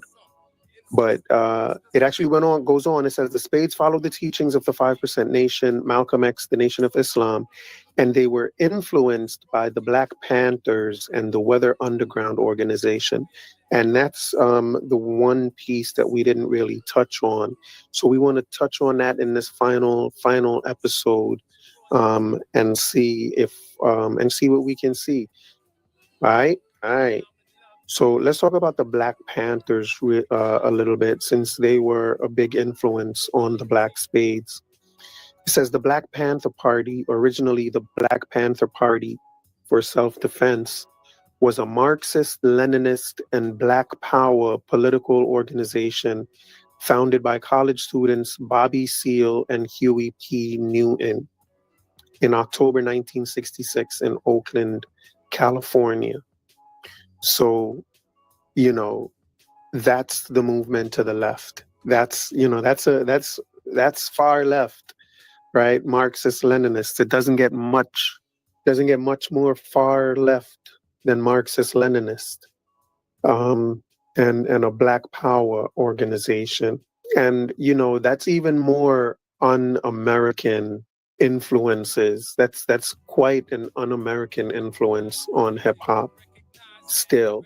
So far we're seeing very un-American influences in hip hop, mainly in the Fifth Element of hip hop, and now even in the influences and of hip hop, you know, and I would take it that the Black Spades were influenced by the Black Panther Party because they had members in common, maybe. Yeah, I would imagine. But they had connections somehow. It says the party was active in the United States between 1966 and 1982, with chapters in many major American cities, including San Francisco, New York City, Chicago, Los Angeles, Seattle, and Philadelphia. They were also active in many prisons and had international chapters in the United Kingdom and Algeria. Upon its inception, well, I didn't know all of that. UK and Algeria, they had the Black Panthers. That's interesting. Upon its inception, the party's core practice was its open carry patrols, cop watching. That reminds me of defund the police, doesn't it? I'm sure the Black Panthers would have supported defunding the police. Yeah, so this all seems quite un-American, as I said before. The whole Black Power thing is Marxist Leninist stuff as well. Black Power is leftist Marxist Leninist propaganda. That's what Black Power really is about. But let me read. It says, upon its inception, the party's core practice was its open carry patrols designed to challenge the excessive force and misconduct of the Oakland Police Department. From 1969 onward, the party created social programs, including the Free Breakfast for Children programs, education programs, and community health clinics. Yeah, they did a lot of programs. I think what they were, maybe they had certain programs with the gangs as well. Maybe that's the influence that they had, were through these programs trying to, you know, straighten out these young Black kids, maybe. The Black Panther Party advocated for class struggle, claiming to represent the proletarian vanguard. In 1969, J. Edgar Hoover, the director of the Federal Bureau of Investigation, described the party as the greatest threat to the internal security of the country. Wow. The FBI sabotaged the party with an illegal and covert counterintelligence program of surveillance, infiltration, perjury, and police harassment, all designed to undermine and criminalize the party. The FBI was involved in the 1969 assassinations of Fred Hampton and Mark Clark, who were killed in a raid by the Chicago Police Department. Black Panther Party members were involved in many fatal firefights with police. Huey Newton allegedly killed Officer John Frey in 1967, and Eldridge Cleaver, Minister of Information, led an ambush in 1968 of Oakland police officers, in which 2 officers were wounded and Panther treasurer Bobby Hutton was killed. The party suffered many internal conflicts, resulting in the murder of Alex Rackley. Yeah, the Black Panthers were really, really out there. They were really out there. Government persecution initially contributed to the party's growth among African Americans and the political left. who both valued the party as a powerful force against de facto segregation and the US military draft during the Vietnam War. Okay, so that's how the political left got involved because of government persecution. And the political left valued the party as a powerful force against de facto, against the military draft. So African Americans saw them as a force against segregation, and the political left saw them as a force against the military draft, is what I would assume. Party membership peaked in 1970 and gradually declined over the next decade due to vilification by the mainstream press and infighting largely fomented by COINTELPRO. Support further declined over reports of the party's alleged criminal activities such as drug dealing and extortion. Yeah, maybe that's more of the gang connection as well and the gang influence as well.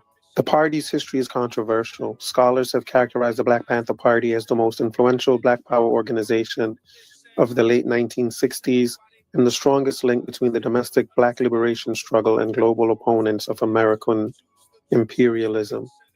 That's a strong statement.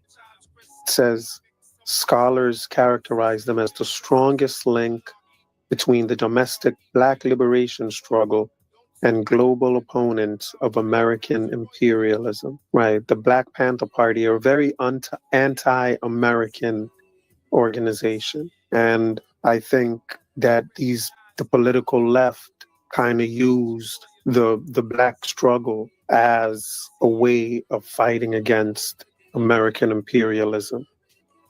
And I think they used hip hop as one of those tools. So it's all about anti-American things that are happening. It's an anti-American effort to really destroy America. And I think hip hop is one of those tools that were being used.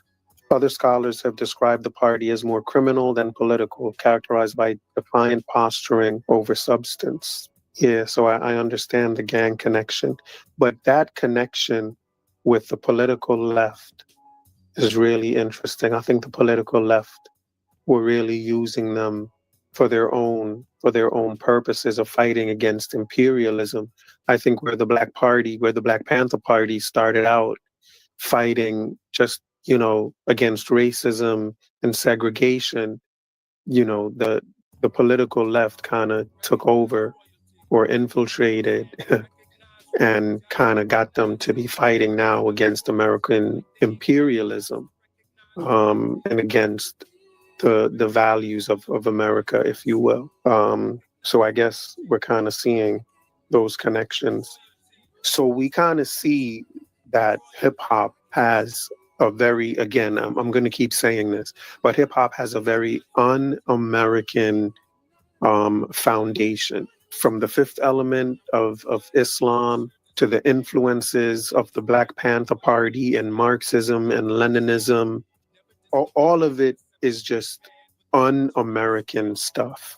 It's an un-American movement. And it's even a movement to help destroy America.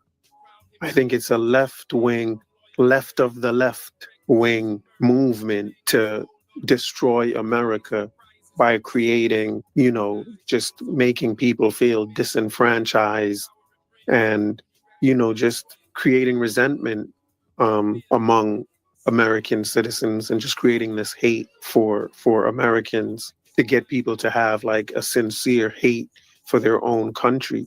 And that is so evident today. I think that is so evident today. So the movement has definitely worked. Most hip hoppers don't have a love for their country. Love for country and patriotism is not the hip hop value. It absolutely is not. No way. I think the one other piece I wanted to look into was the Weather Underground organization. It says the Black Spades were influenced by the Black Panthers and the Weather Underground organization. So I just want to read and learn a little bit about them before we do anything else. All right, so it says the Weather Underground was a far-left Marxist militant organization, first active in 1969, founded on the Ann Arbor campus of the University of Michigan. So another leftist, far-left Marxist militant organization that's influencing the Black Spades. Somehow these street gangs are being influenced by Marxist Leninist organizations. Isn't that just wild? Isn't that crazy? That's so crazy to me. Like that's that is why it's a social movement. All along we thought when people said hip hop is a social movement for the youth, we thought it was just what that meant was just young people creating a culture, and that's what the movement was. But that's not the movement. The movement was literally a far left Marxist movement to create dissension amongst Americans and to create a hate for America. I'm like, my mind is blown. Okay, so let's continue reading. It says, originally known as the Weathermen, the group was organized as a faction. Originally known as the Weathermen, the group was organized as a faction of Students for a Democratic Society, SDS, National Leadership. Students for a Democratic Society. Officially known as the Weathermen Underground Organization, beginning in 1970, the group's expressed political goal was to create a revolutionary party to overthrow the United States government, which the WUO believed to be imperialist. So the Black Spades, which is where hip hop started, that the Black Spades were being influenced by a far left Marxist militant organization, whose political goal was to quote, create a revolutionary party to overthrow the United States government. Their goal was to overthrow the United States government. And this organization is considered to be among the influences of the Black Spades, out of which hip hop was created. Isn't that wild? That's wild, ain't it? That is totally wild, bro. So again, the whole racism, white supremacy, all of that is this far left Marxist movement to create dissension amongst Black people who will then assist them with overthrowing the US government. Isn't that crazy? No, that's wild. Well, let me continue reading. The FBI described the WUO, the Weather Underground Organization, as a domestic terrorist group with revolutionary positions characterized by Black power and opposition to the Vietnam War. They casted them as a domestic terrorist group. Hip hop has domestic terrorism in its history. That's wild. I mean, that explains everything about hip hop. That explains how negative hip hop is. That explains just everything about hip hop.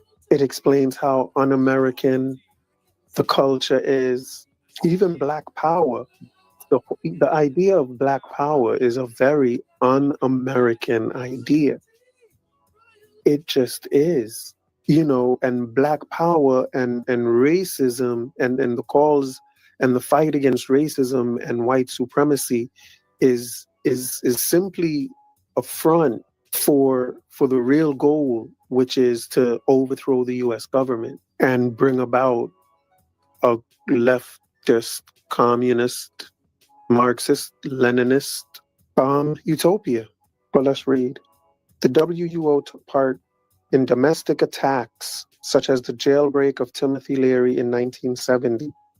The Days of Rage was the WUO's first riot in October 1969 in Chicago, timed to coincide with the trial of the Chicago Seven. In 1970, the group issued a declaration of a state of war against the United States government under the name Weather Underground Organization. They declared war against the United States government. The group that was influencing the Black Spades, the group that's tied to the Black Spades, were declared domestic terrorist. They declared war against the U.S. government. First, it was the Black Panthers. The Black Panthers were a domestic terrorist group as well, and so were these guys, the Weather Underground guys. They were all domestic terrorists, but these guys declared war, right? And I see that, I guess they got through the Black Spades, through the Black Panthers, but that's all that it is. Like that's the foundation right there. That's the foundation of hip hop. The foundation of hip hop is Marxist, Leninist, left wing, communist propaganda and agenda. The foundation of hip hop is far left, Marxist, Leninist, communist effort to overthrow the US government. That is the social movement. It's a social movement to overthrow the US government. Hip hop is a social movement to overthrow the US government. Okay, it's a part of the movement. Hip hop is a part of the movement to overthrow the US government. That's crazy to me. The days of rage, yeah. In the 1970s, the WO conducted a bombing campaign targeting government buildings and several banks. Some attacks were preceded by evacuation warnings, along with threats identifying the particular matter that the attack was intended to protest.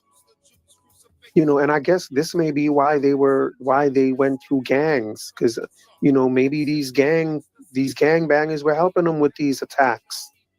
That's why they need to go to the gangbangers. Like, were these gangbangers really involved in these attacks? That's nuts. And hip hop was just their way of creating the dissension in people to get them to get so upset that they'd be willing to make you to do these attacks.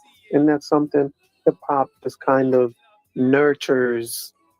Hip hop nurtures their hate for their country, which makes them just the proper and ripe feeding ground for these domestic terrorists. That's crazy.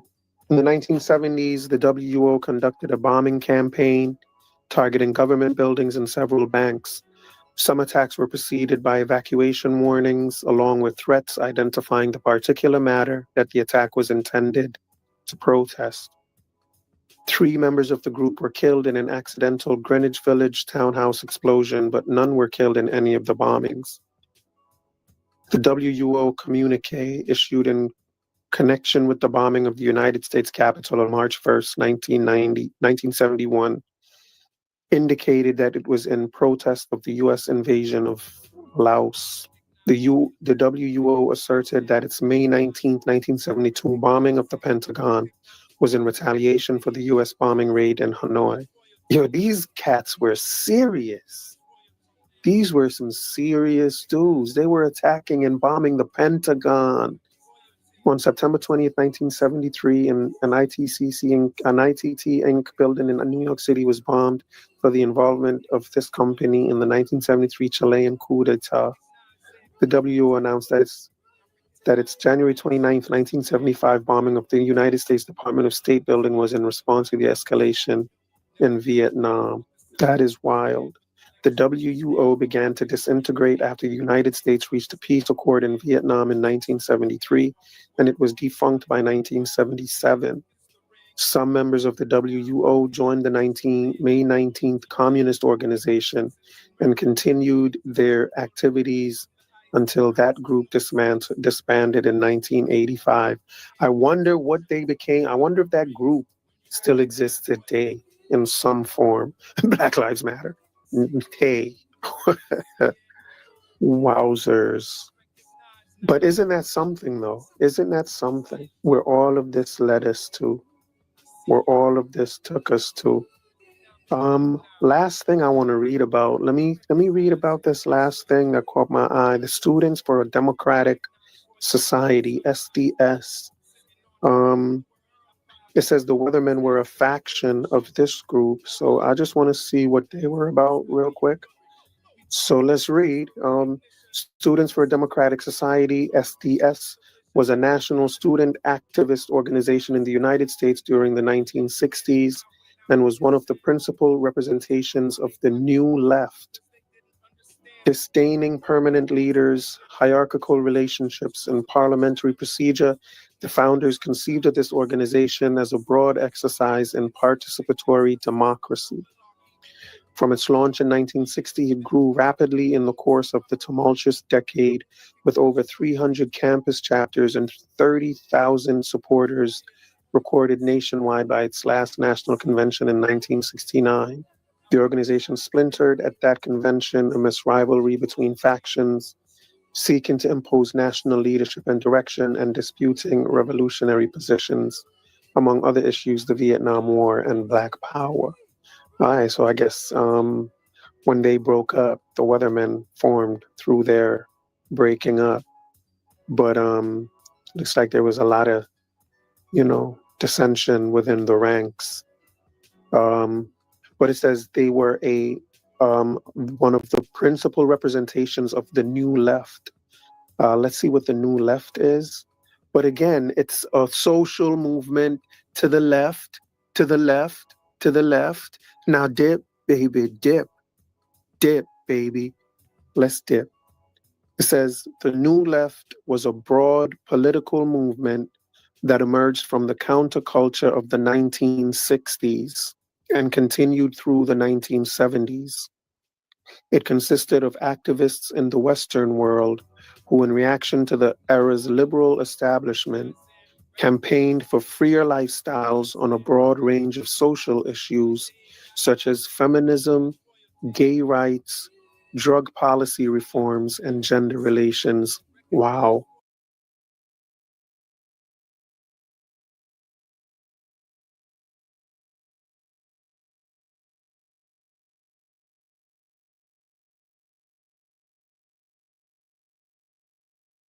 Recognize it. Caribbean businesses and really we spend too much time arguing with travelers, arguing with Africans and Caribbeans and other immigrants. Instead, just call ICE on them every day. Literally, when you're driving through your communities, you see Africans and Caribbeans, call ICE on them. You see an African business, call ICE on it. You see a Caribbean business, call ICE on it. Matter of fact, you can even Google, and someone I have to mute up. It's a lot of background noise. You can even Google a list of African and Caribbean businesses and call ICE on all of them. Make sure it's not me. Somebody's driving a car. I'll be right back, guys. I'll be right back, everybody. Let's have some decorum, please. The point is, instead of arguing back and forth with these immigrants, just call ICE on them, get them out the paint. Like I said, Dan, is that? Hang on. Are you suggesting that we call ICE on any African? Do we know whether we know if they're legal or not? We should just call ICE. And that's the point I was attempting to make before I was cut off. Literally, ICE will determine if they are here legally or not. I'm saying call ICE on. My point is call ICE on all Africans, on all Caribbeans, on all immigrants. ICE will determine if they are here legally or not. Get them out the paint. Get them all out the paint. But wouldn't that be kind of like a waste of our resources? Like, that's like saying call the cop. If you see a black person, just if you see anyone, call the police and say they stole something. And then when the cop comes, they'll figure it out whether they stole it. That just seems like a waste of resources, doesn't it? Let me answer that. Shouldn't you at least have some type of information before you call ICE? Let me try to answer that question very briefly. Number one, we have information that they are immigrants. Number two, these immigrants, they call the police, they call law enforcement on ADOS and FBAs without having any evidence against us. They stereotype us when we go in their businesses. So we should use that same law enforcement mechanism that is used against us as a weapon. We must use that same law enforcement mechanism as a weapon against the immigrants. So yes, it's not a waste of time at all. We can get all of them out the paint by simply calling ICE. That's a power that we do have. And the number. Yeah, the number I gotta say though, Pan, I think ICE would disagree with you. I think ICE would prefer that you have some more information rather Well, let than me give just you an example. they Let me have give an you an accent. example. So everyone I that got has an over- accent, you're gonna call ICE on like that. That sounds a little irresponsible to me. Respectfully, I can tell you're triggered because you are a immigrant. But the point is this: I got over 60 illegal aliens deported myself. So what I'm doing actually works tangibly. So the point is, to all my ADOS and FBAs listening, call ICE on these tethers. Let ICE determine if they're here legally or not. ICE will appreciate it, actually. And we pay ICE to work for us. We do not pay ICE to twiddle their thumbs. In the reward, the phone number is in the chat because I make sure that I advertise it all day, every day when I do my lives. It's 866-DHS, the number 2, the word ICE. They're giving us $750 goddamn dollar reward. You better get them. And they're hiring.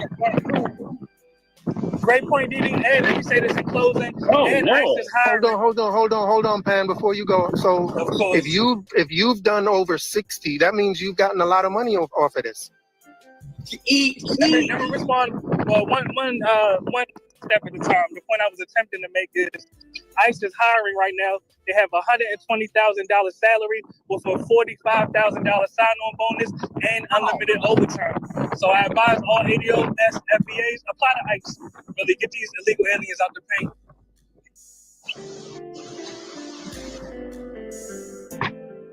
All right. So Queen, it sounds as if you kind of second that emotion. I'm second and third and then fifth in that emotion. The way I do the motion, I may not do it quite like Pan do it, but what I do is when I'm doing my live, I make sure I confirm and I concur. The number for ICE for any illegal immigrants is 866-DHS, the number 2 in the word ICE. And I make sure they understand it's imperative for you to know that the reward is $750. And if there's any Black Americans out there or white Americans out there and y'all want to see y'all lands cleared up and y'all want to be able to see through this goddamn earth that we don't have to be on our goddamn country scuffling and stressed out and not understanding why these goddamn corporations not paying you the right way, clear the goddamn playing fields and we'll start over. You know how we gonna start over? We'll start over by once we clean in front of our front doors, because Trump already cleared out the countries. They know how to come to us with contracts now. Now we need to get the illegal immigrants out that's not supposed to be here. Then we'll go inside our country and we'll start working on all the other illegals, like the bad people getting food stamps, the goddamn Social Security fraud. But we need to get our country back together. If you don't belong here,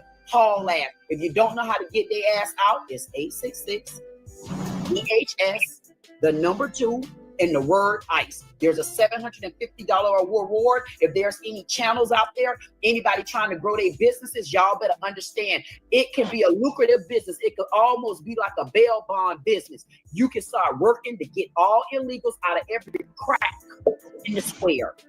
Get them out. If you don't call ICE, you're part of the problem. If you don't call ICE, you're part of the problem. Boom. Right, and just to be clear, like I'm not an FBA, but I'm also against illegal immigration because I came here legally.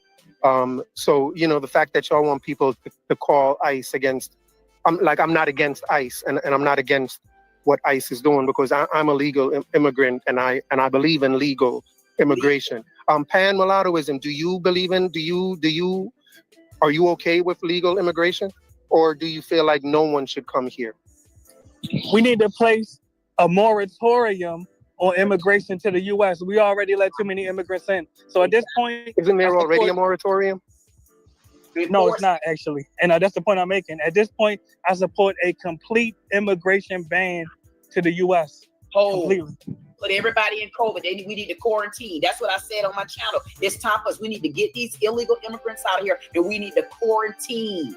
Then we can start seeing what we're up against. Then we can see if white people getting over on us. Then we can see if our Black Americans getting over, our white Americans, our immigrants. We got to be able to see our own house, but we can't see it when there's so much goddamn dirt and dust on the ground. How could you see through the damn fog? You ain't no Mack truck. Get all of that out of here and let's breathe. I can't breathe, but I'm sleeping a whole lot better now because I could see we gonna have some construction going on around here. Yeah, and Leonard, check it out. hang on, Pan. Leonard, is there anything you want to add? Did you hear my response though? I got a phone call. No, I didn't. Okay. Just hold on for a second. It don't matter. Complete immigration ban. That's the answer. We can move forward. So well, first you said moratorium. Now you're saying complete ban. Complete immigration ban. You heard me. We moving forward. For a time period or no more? Permanently. From no, we don't need no more immigrants. We don't need none of you. Okay. Leonard, what's your take? Okay. Now, there are people that are in this country that should be legal citizens here that are making good money. They have it naturalized here. Mm-hmm. One, the drummer for Metallica. And I love Metallica. But the drummer for Metallica, Lars. Go ahead. He's been in the United States for years. Yep. Millionaire. Has yet to immigrate to become a citizen in this country. He need to go. Nice. You good enough to make money in this country? You good enough to be a doggone U.S. citizen. If you're making money here and you're staying here, yep. Hey, that's all to it. You got to doggone change over or take your butt back. Like England,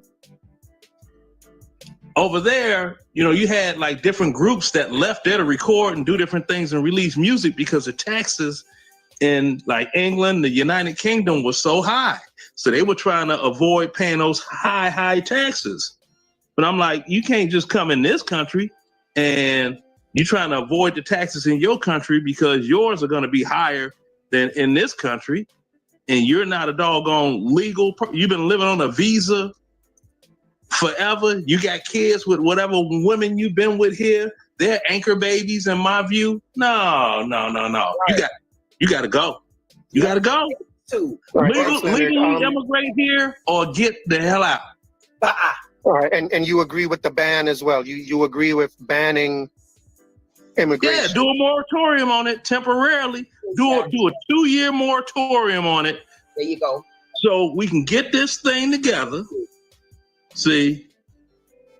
And them people like Lars that's in Metallica and these other doggone musicians, they can get to stepping too. I ain't for just the Africans and the Hispanics and no, all of them. Thank you. The white ones, especially the rich ones. Yeah. Because I'm a hater.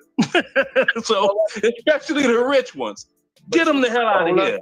You're right, Leonard. You're right, Leonard. The reason why you're right is because we do need to. Now, I know Pan said we need to put it permanently. For now, if permanent is the answer, then okay. But I know we at least need to do a 2-year. The reason why is because we got to make sure if we can get everybody out of here that's not supposed to be here, you could best believe we can make America again.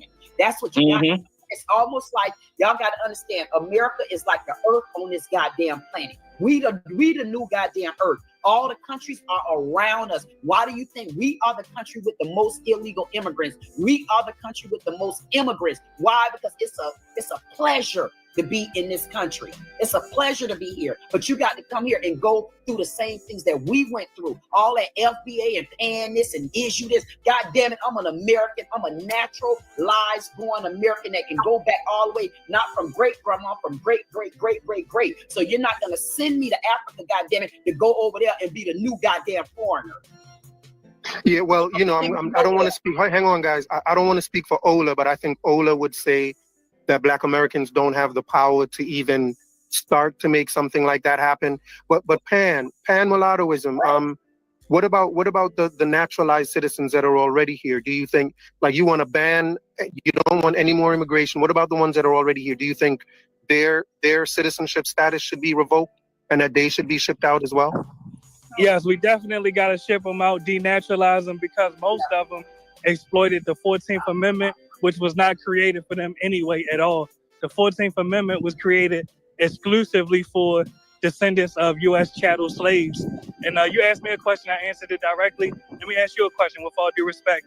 Don't you realize that if you and your family didn't leave the Caribbean, you all could have develop the Caribbean into metropolises comparable to a Singapore or Japan, but you all chose to run away. Don't you realize that this is shameful to your country? Are there any immigrants from Singapore here? Well, that's a deflection. I can answer that. There are minimal numbers of Singaporeans in the U.S. Actually, Caribbeans outnumber Singaporeans in the U.S.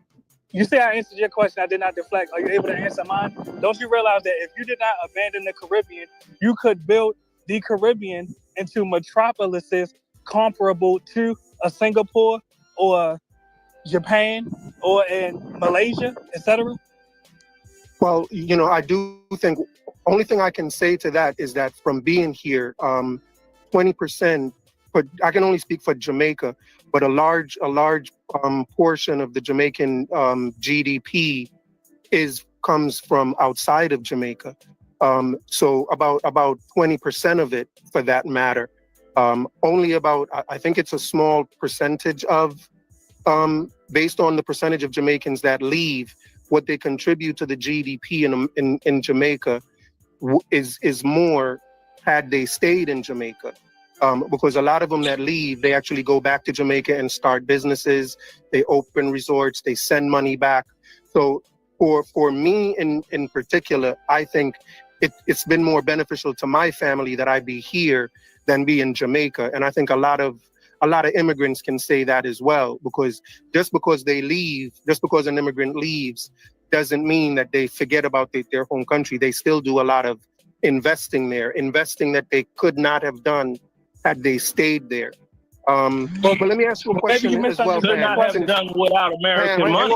Hang on, Pan. I think I answered your question. Now I think I need you to answer my question. So here's a question for you. There are a lot of white people today who feel that FBA, foundational Black Americans who were slaves, who feel that they never should have gotten citizenship and that they should also be shipped out. What do you say to those people? All right, and notice I'll answer your question directly and I won't deflect like you intended to, because you spoke about how Jamaica is dependent on remittances, but that's why I brought up the country of Singapore. They're not dependent on remittances. Right. So let me answer your question directly. Now, these whites that you're asking me about, are they descendants of the founders of the U.S. or not? Yes or no? A lot of them, yes. No. All right. The ones that they may are not be descendants. Hold on. They may not be direct descendants of the founder. When you say the founders, you mean the presidents, the what we consider the founding fathers, or are you just asking me if they're descendants of the same way y'all are foundational Black? Are you asking me about people that consider themselves foundational white Americans that have ancestry throughout? Like those people feel that. Hold on, Pan. There are people today that feel that Black Americans who are slaves should never have gotten citizenship. That they should have once slavery was ended, they wanted y'all shipped out as well. So now my question to you is, how is what you're saying any different from them? And what do you say to them? How do you answer them and say, no, you should stay and that you have a right to stay? Yes, and I noticed when I asked you a direct question, you're unable to answer it. So I'll answer your question directly once again. Now, the whites that are not descendants of the founders of the U.S., literally, I just told you, I suggest that we denaturalize them and deport them. Actually, I called ICE on white immigrants, and I got over 30 Eastern European. You're not answering my question, though. Now you're deflecting my question. No, you're interrupting me. I'm trying to answer your question. Now, if you're speaking about the descendants of the founders of the U.S., literally, I'm also a descendant of the founders of the U.S. So their opinion is not more valid than mine. I think a lot of the Caucasians that are descendants of the founders of the U.S., they need to be stripped of their inheritance because they robbed my family of their inheritance. So we both have our own contention with each other, but that's an in-house issue. That has nothing to do with immigration. Immigration Immigrants are foreigners. So if me and other Americans have our own internal problems, that's what But they don't consider you American. But they don't consider you American. It don't matter what they consider me. One minute. Let me answer the host. Let me answer the host. It don't matter what they don't consider. consider you American. They consider the same way. Hold on, did you hear me address that? Hold on, host. Did you hear me address that? It doesn't matter what they consider me. My paperwork. Okay, so why can't an immigrant say? Why can't a legal immigrant who's a citizen say to you? It doesn't matter what you think. I don't care that you think me as a legal immigrant should get my citizenship revoked. It doesn't matter. Why can't I say to you? Why can't I say to you the same thing you're saying to the white man who wants you out? It doesn't matter what you think. Let me respond to your opinion doesn't count. Because we all exactly. No, hold on. Let me respond to the host. Let's not get emotional. Let me respond to the host. Actually, you have a right to say that, and I'm still calling ICE on your cousins. So it doesn't matter what you say. I'm still calling ICE on your Caribbean cousins and getting them deported. Do you understand? I don't have any illegal cousins. I don't know what you're talking about. I already told you. I already told you I'm against illegal immigration. I already told you. Now you're changing the subject. No, I'm answering you directly. But what part did I not answer? What part did I not answer? I mean, I'm just addressing the point you said. I don't know why you're bringing up the fact that I have no illegal cousins. I don't know what the hell you're talking about. No, I'm speaking about your extended. I'm speaking about your. Let me have the dialogue with him. I'm speaking about your extended family that came here illegally from the Caribbean. I call ICE on them actively. It doesn't matter what you say. It doesn't matter if you think my opinion matters or not. But I already agree with you. I think anyone that comes here illegally. But I agree with you. Anyone that comes here illegally should be deported. Now, the only issue I'm having with you is that you think anyone who became a naturalized citizen also should be deported. But you have to remember, and mulattoism, Black Americans didn't become citizens until the 19th century, right? Y'all just gained citizenship yourselves. And there are white people. I'm not finished. Actually, you're wrong. Listen, I'm not finished. You're wrong. I'm not finished. Let me finish. Black people, y'all have been here since the 17th century, but you didn't get your citizenship until the 19th century. And even then, there were white folks that didn't want you to get citizenship. There were white folks that was like, no way, don't give these freed slaves any citizenship. Ship them out of the country. The same way y'all want to ship immigrants out of the country. I think that's why a lot of immigrants class you guys with the white supremacists, because you think like them. The same way white supremacists. Hang on, Queen. Hold on, Queen. I'm not finished. There's a luxury of being the host. The same way white supremacists want y'all out of the country is the same way you want Black immigrants. You want all immigrants out of the country. So that's why they say you're taking from the white supremacist playbook, and you're ignoring the fact that y'all are immigrants to white supremacists, and they want you out. And you think they're on your side. And just to be clear, no, we never said that. That was never said. And if I could put this out there, we never said the whites was on outside. Hold on. If I may, and I've been briefed so far, right? If I may, you said these white people that name your source. Come on. You go against us? Here, check. Look in the chat. If you look in the chat right now. No. The chat don't mean. Leonard, don't cut me off. Leonard, don't cut me off. The chat don't mean squat. You got 12 people. Yeah, but don't be triggered. He's a tether. Don't be triggered. He's a tether. Name your source. If you look in the chat right now, you'll notice that someone, EMAB Squad Gaming, says white people are building white-only cities right now in Arkansas, in America. And you know who they wouldn't invite? You know who they wouldn't invite? Pan mulattoism and Leonard and Queen? None of y'all. As much as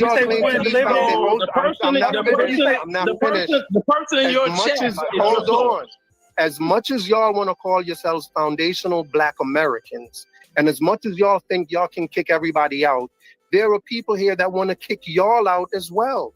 But can they? Hold on, but can they kick us out? No, let them answer that. Can they kick us out? Yes or no? They say you can't kick me out. And the same way you want me out. We kicking your cousins out every day, right? You listen, pan mulattoism. Listen to what you want. You want naturalized citizens to be. You want their citizens to be revoked. Yes. And definitely. you think there's a pathway for that. If there's a pathway for that, the Supreme Court then is there on the must way. be a path. Listen to me, pan mulattoism. If there's a pathway for my citizenship to be revoked, then there's a pathway for yours to be revoked. So what's the You pathway? haven't been a citizen forever. Hold on, but let him answer that. Hold on, let him answer that. What is the pathway? You haven't been a citizen forever either. But hold on. Let the host answer. What is the Pan mulattoism. Can I say something to y'all? Let me say something to y'all. Yeah. All right, but I bet you brought my question. Go ahead. Listen to me and listen to me carefully. The white people we don't care that want just a white America would prefer that FBA people be kicked out than immigrants. They would rather that immigrants. We know that, brother. We know that. They had it.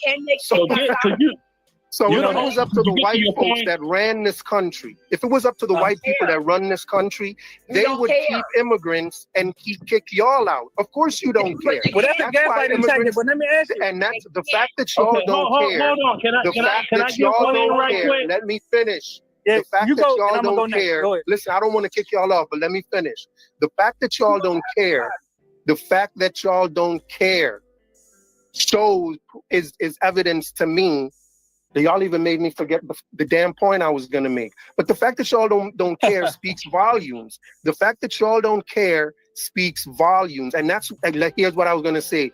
The fact that y'all don't care the fact that y'all don't care that white people want y'all out gives every immigrant reason to not give a shit that y'all want them out. I don't understand why you think. It doesn't matter whether or not they want to kick us out. The fact of the matter is, can they? But I can tell you what, if you got your ass... But you can't kick me out either. Wait a minute. You can't kick me out either. When she's done, I want to address that point. So go ahead, sis. Let me finish. No matter how bad they want to kick me out, long as my birth certificate say uphill and my social security card say uphill and it's not a green card, the only place they could kick me is either in jail or off this goddamn earth. You can't send me nowhere else. But if you slip and you walk down the wrong road, your ass out of here. It don't matter. All right, so I'm gonna start calling the cops on every Black American and just telling them y'all already do that. And put y'all all in jail. How's that? Y'all already do that. Now, if I may. All right, so y'all are gonna call ICE. Let me get a next. You guys call ICE, and we're gonna call the police. You've been nexting. I've been brief with my response. I've been brief. Now, you all that have been naturalized citizens in this country, your citizenship can be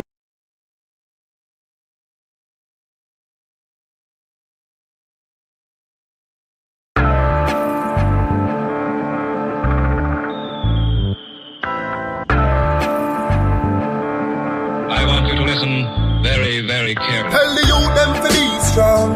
You can't tell the youth them to preach wrongs. While you try it on these lands, just remember every man is equal. Yeah.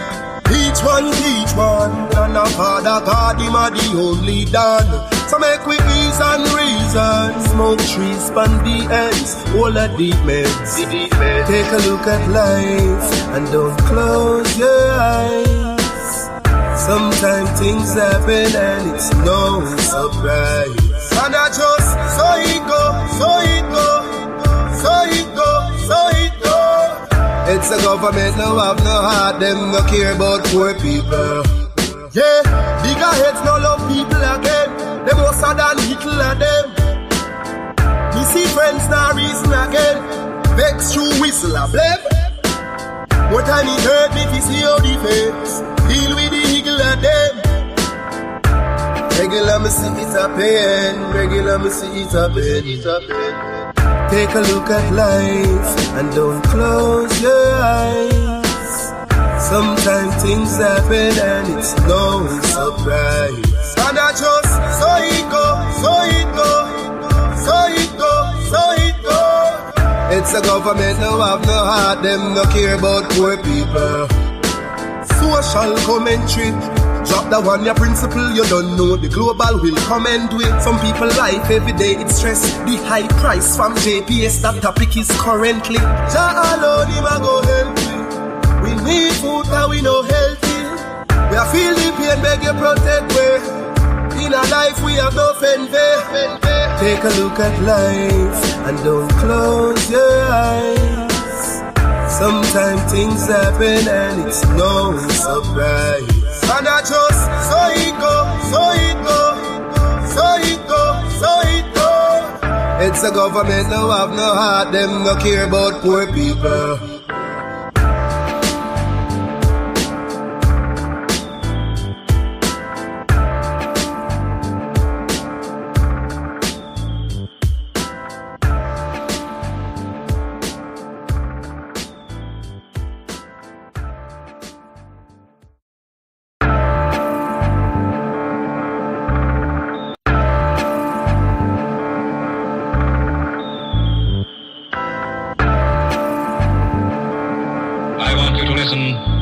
Very carefully. It's all about life in the street.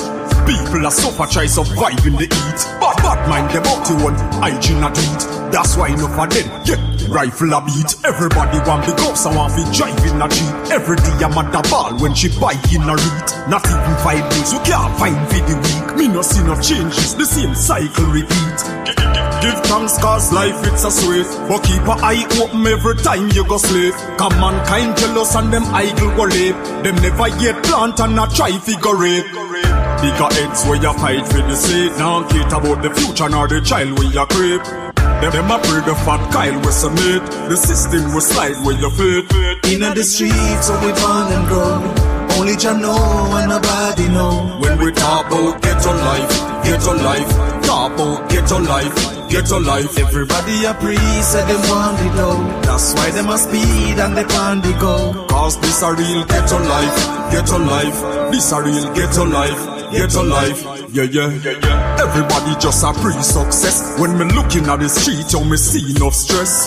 Them all a fight for who reach up next. Everybody want floss and a beat up chest. Juvenile in a them teen love sex. Them a pre the fast money, them no need subjects. And if you're unfortunate, please don't vex. I saw the things said cause the streets don't rest. In the streets so we born and grow. Only Jah.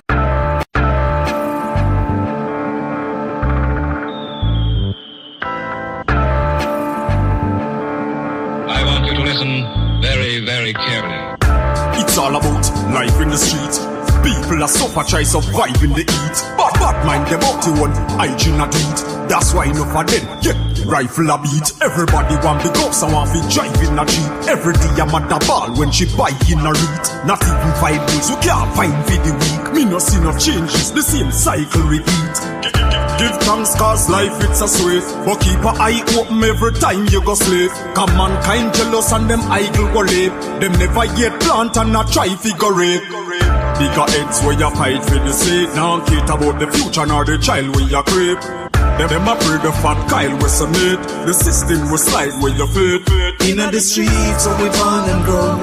Only Jah know and nobody know. When we talk about ghetto life, talk about ghetto life. Everybody a priest said them want it low. That's why them a speed and they pan the go. Cause this a real ghetto life. This a real ghetto life. Yeah. Everybody just a pre-success. When me looking at the street, you me see enough stress. Them all a fight for who reach up next. Everybody want floss and a beat up chest. Juvenile in a them teen love sex. Them a pre the fast money, them no need subjects. And if you're unfortunate, please don't vex. I saw the things said cause the streets don't rest. In the streets so we born and grow. Only Jah know and nobody know. When we talk about ghetto life, talk about ghetto life. Everybody a priest said them want it low. That's why them a speed and they pan the go. Cause this a real ghetto life. This a real ghetto life. Yeah. It's all about life in the street. People are suffer, try survive in the heat. But bad mind them up to one hygiene a do it. That's why enough of them, yeah, rifle a beat. Everybody want the guns and want to drive in a jeep. Every day I'm at the ball when she buy in a read. Not even 5 wheels, we can't find for the week. Me no see no changes, the same cycle repeat. Give thanks cause life it's a sweet. But keep an eye open every time you go sleep. Come mankind jealous and them idle go leap. Them never yet plant and not try figure rape. Bigger heads where you fight for the seed. Now care about the future nor the child when you creep. Them a pray the fat Kyle was on it. The system will slide where you fit.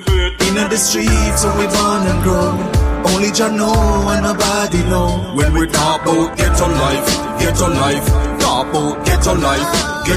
Everybody a priest and them want the dough. That's why them a speed and they on the go. Cause this a real ghetto life. This a real ghetto life. Yeah.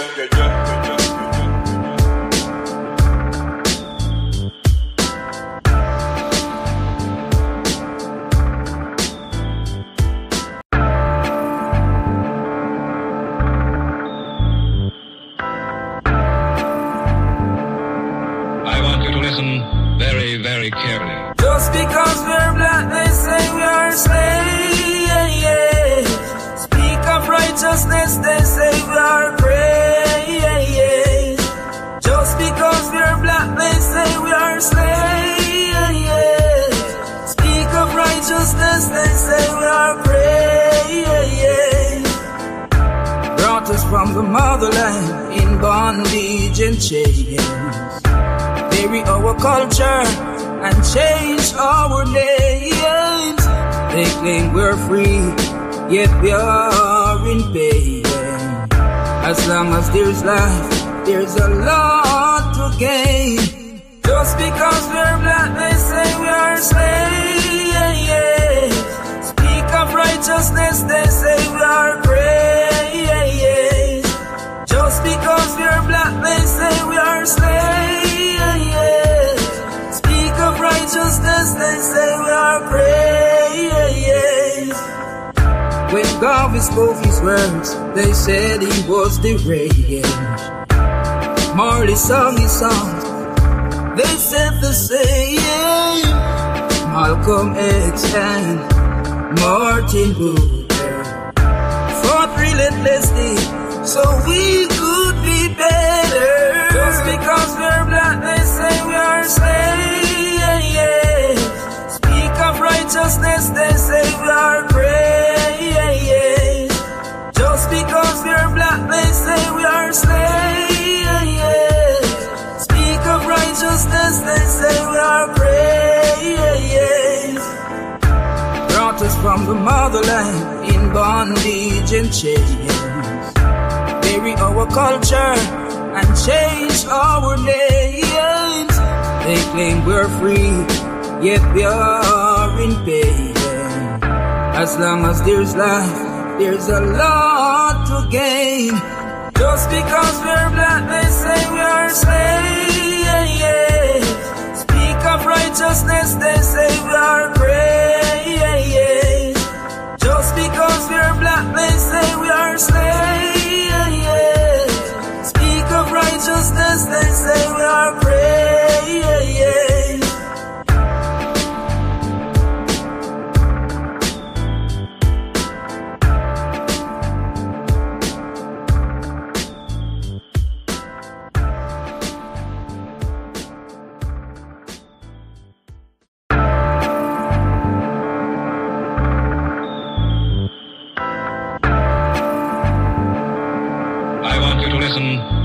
Very carefully. Tell the youth them to be strong. You can't tell the youth them to preach wrongs. While you try it on these lands, just remember every man is equal. Yeah, each one teach one. And our Father God, him are the only done. So make we ease and reason. Smoke trees, span the ends, all the deep meds. Take a look at life and don't close your eyes. Sometimes things happen and it's no surprise. And I just so it go, so it go, so it go, so it go. It's the government now have no heart, them no care about poor people. Yeah, bigger heads no love people again. Them more than little of them. We see friends now reason again. Vex through whistle a blame. More time it hurt me if you see how the face. Deal with the eagle of them. Regular me see it a pain. Regular me see it a pain. Take a look at life and don't close your eyes. Sometimes things happen and it's no surprise. And I just so it go, so it go, so it go, so it go. It's a government now have no heart, them no care about poor people. Social commentary. Drop the one, your principle, you don't know. The global will come and do it. Some people life every day, it's stress. The high price from JPS, that topic is currently. Jah alone, him a go help you. We need food, and we no healthy. We are feel the pain, beg you protect we. In our life, we have no fanfare. Take a look at life, and don't close your eyes. Sometimes things happen, and it's no surprise. And I just, so it go, so it go, so it go, so it go. It's a government now have no heart, them no care about poor people.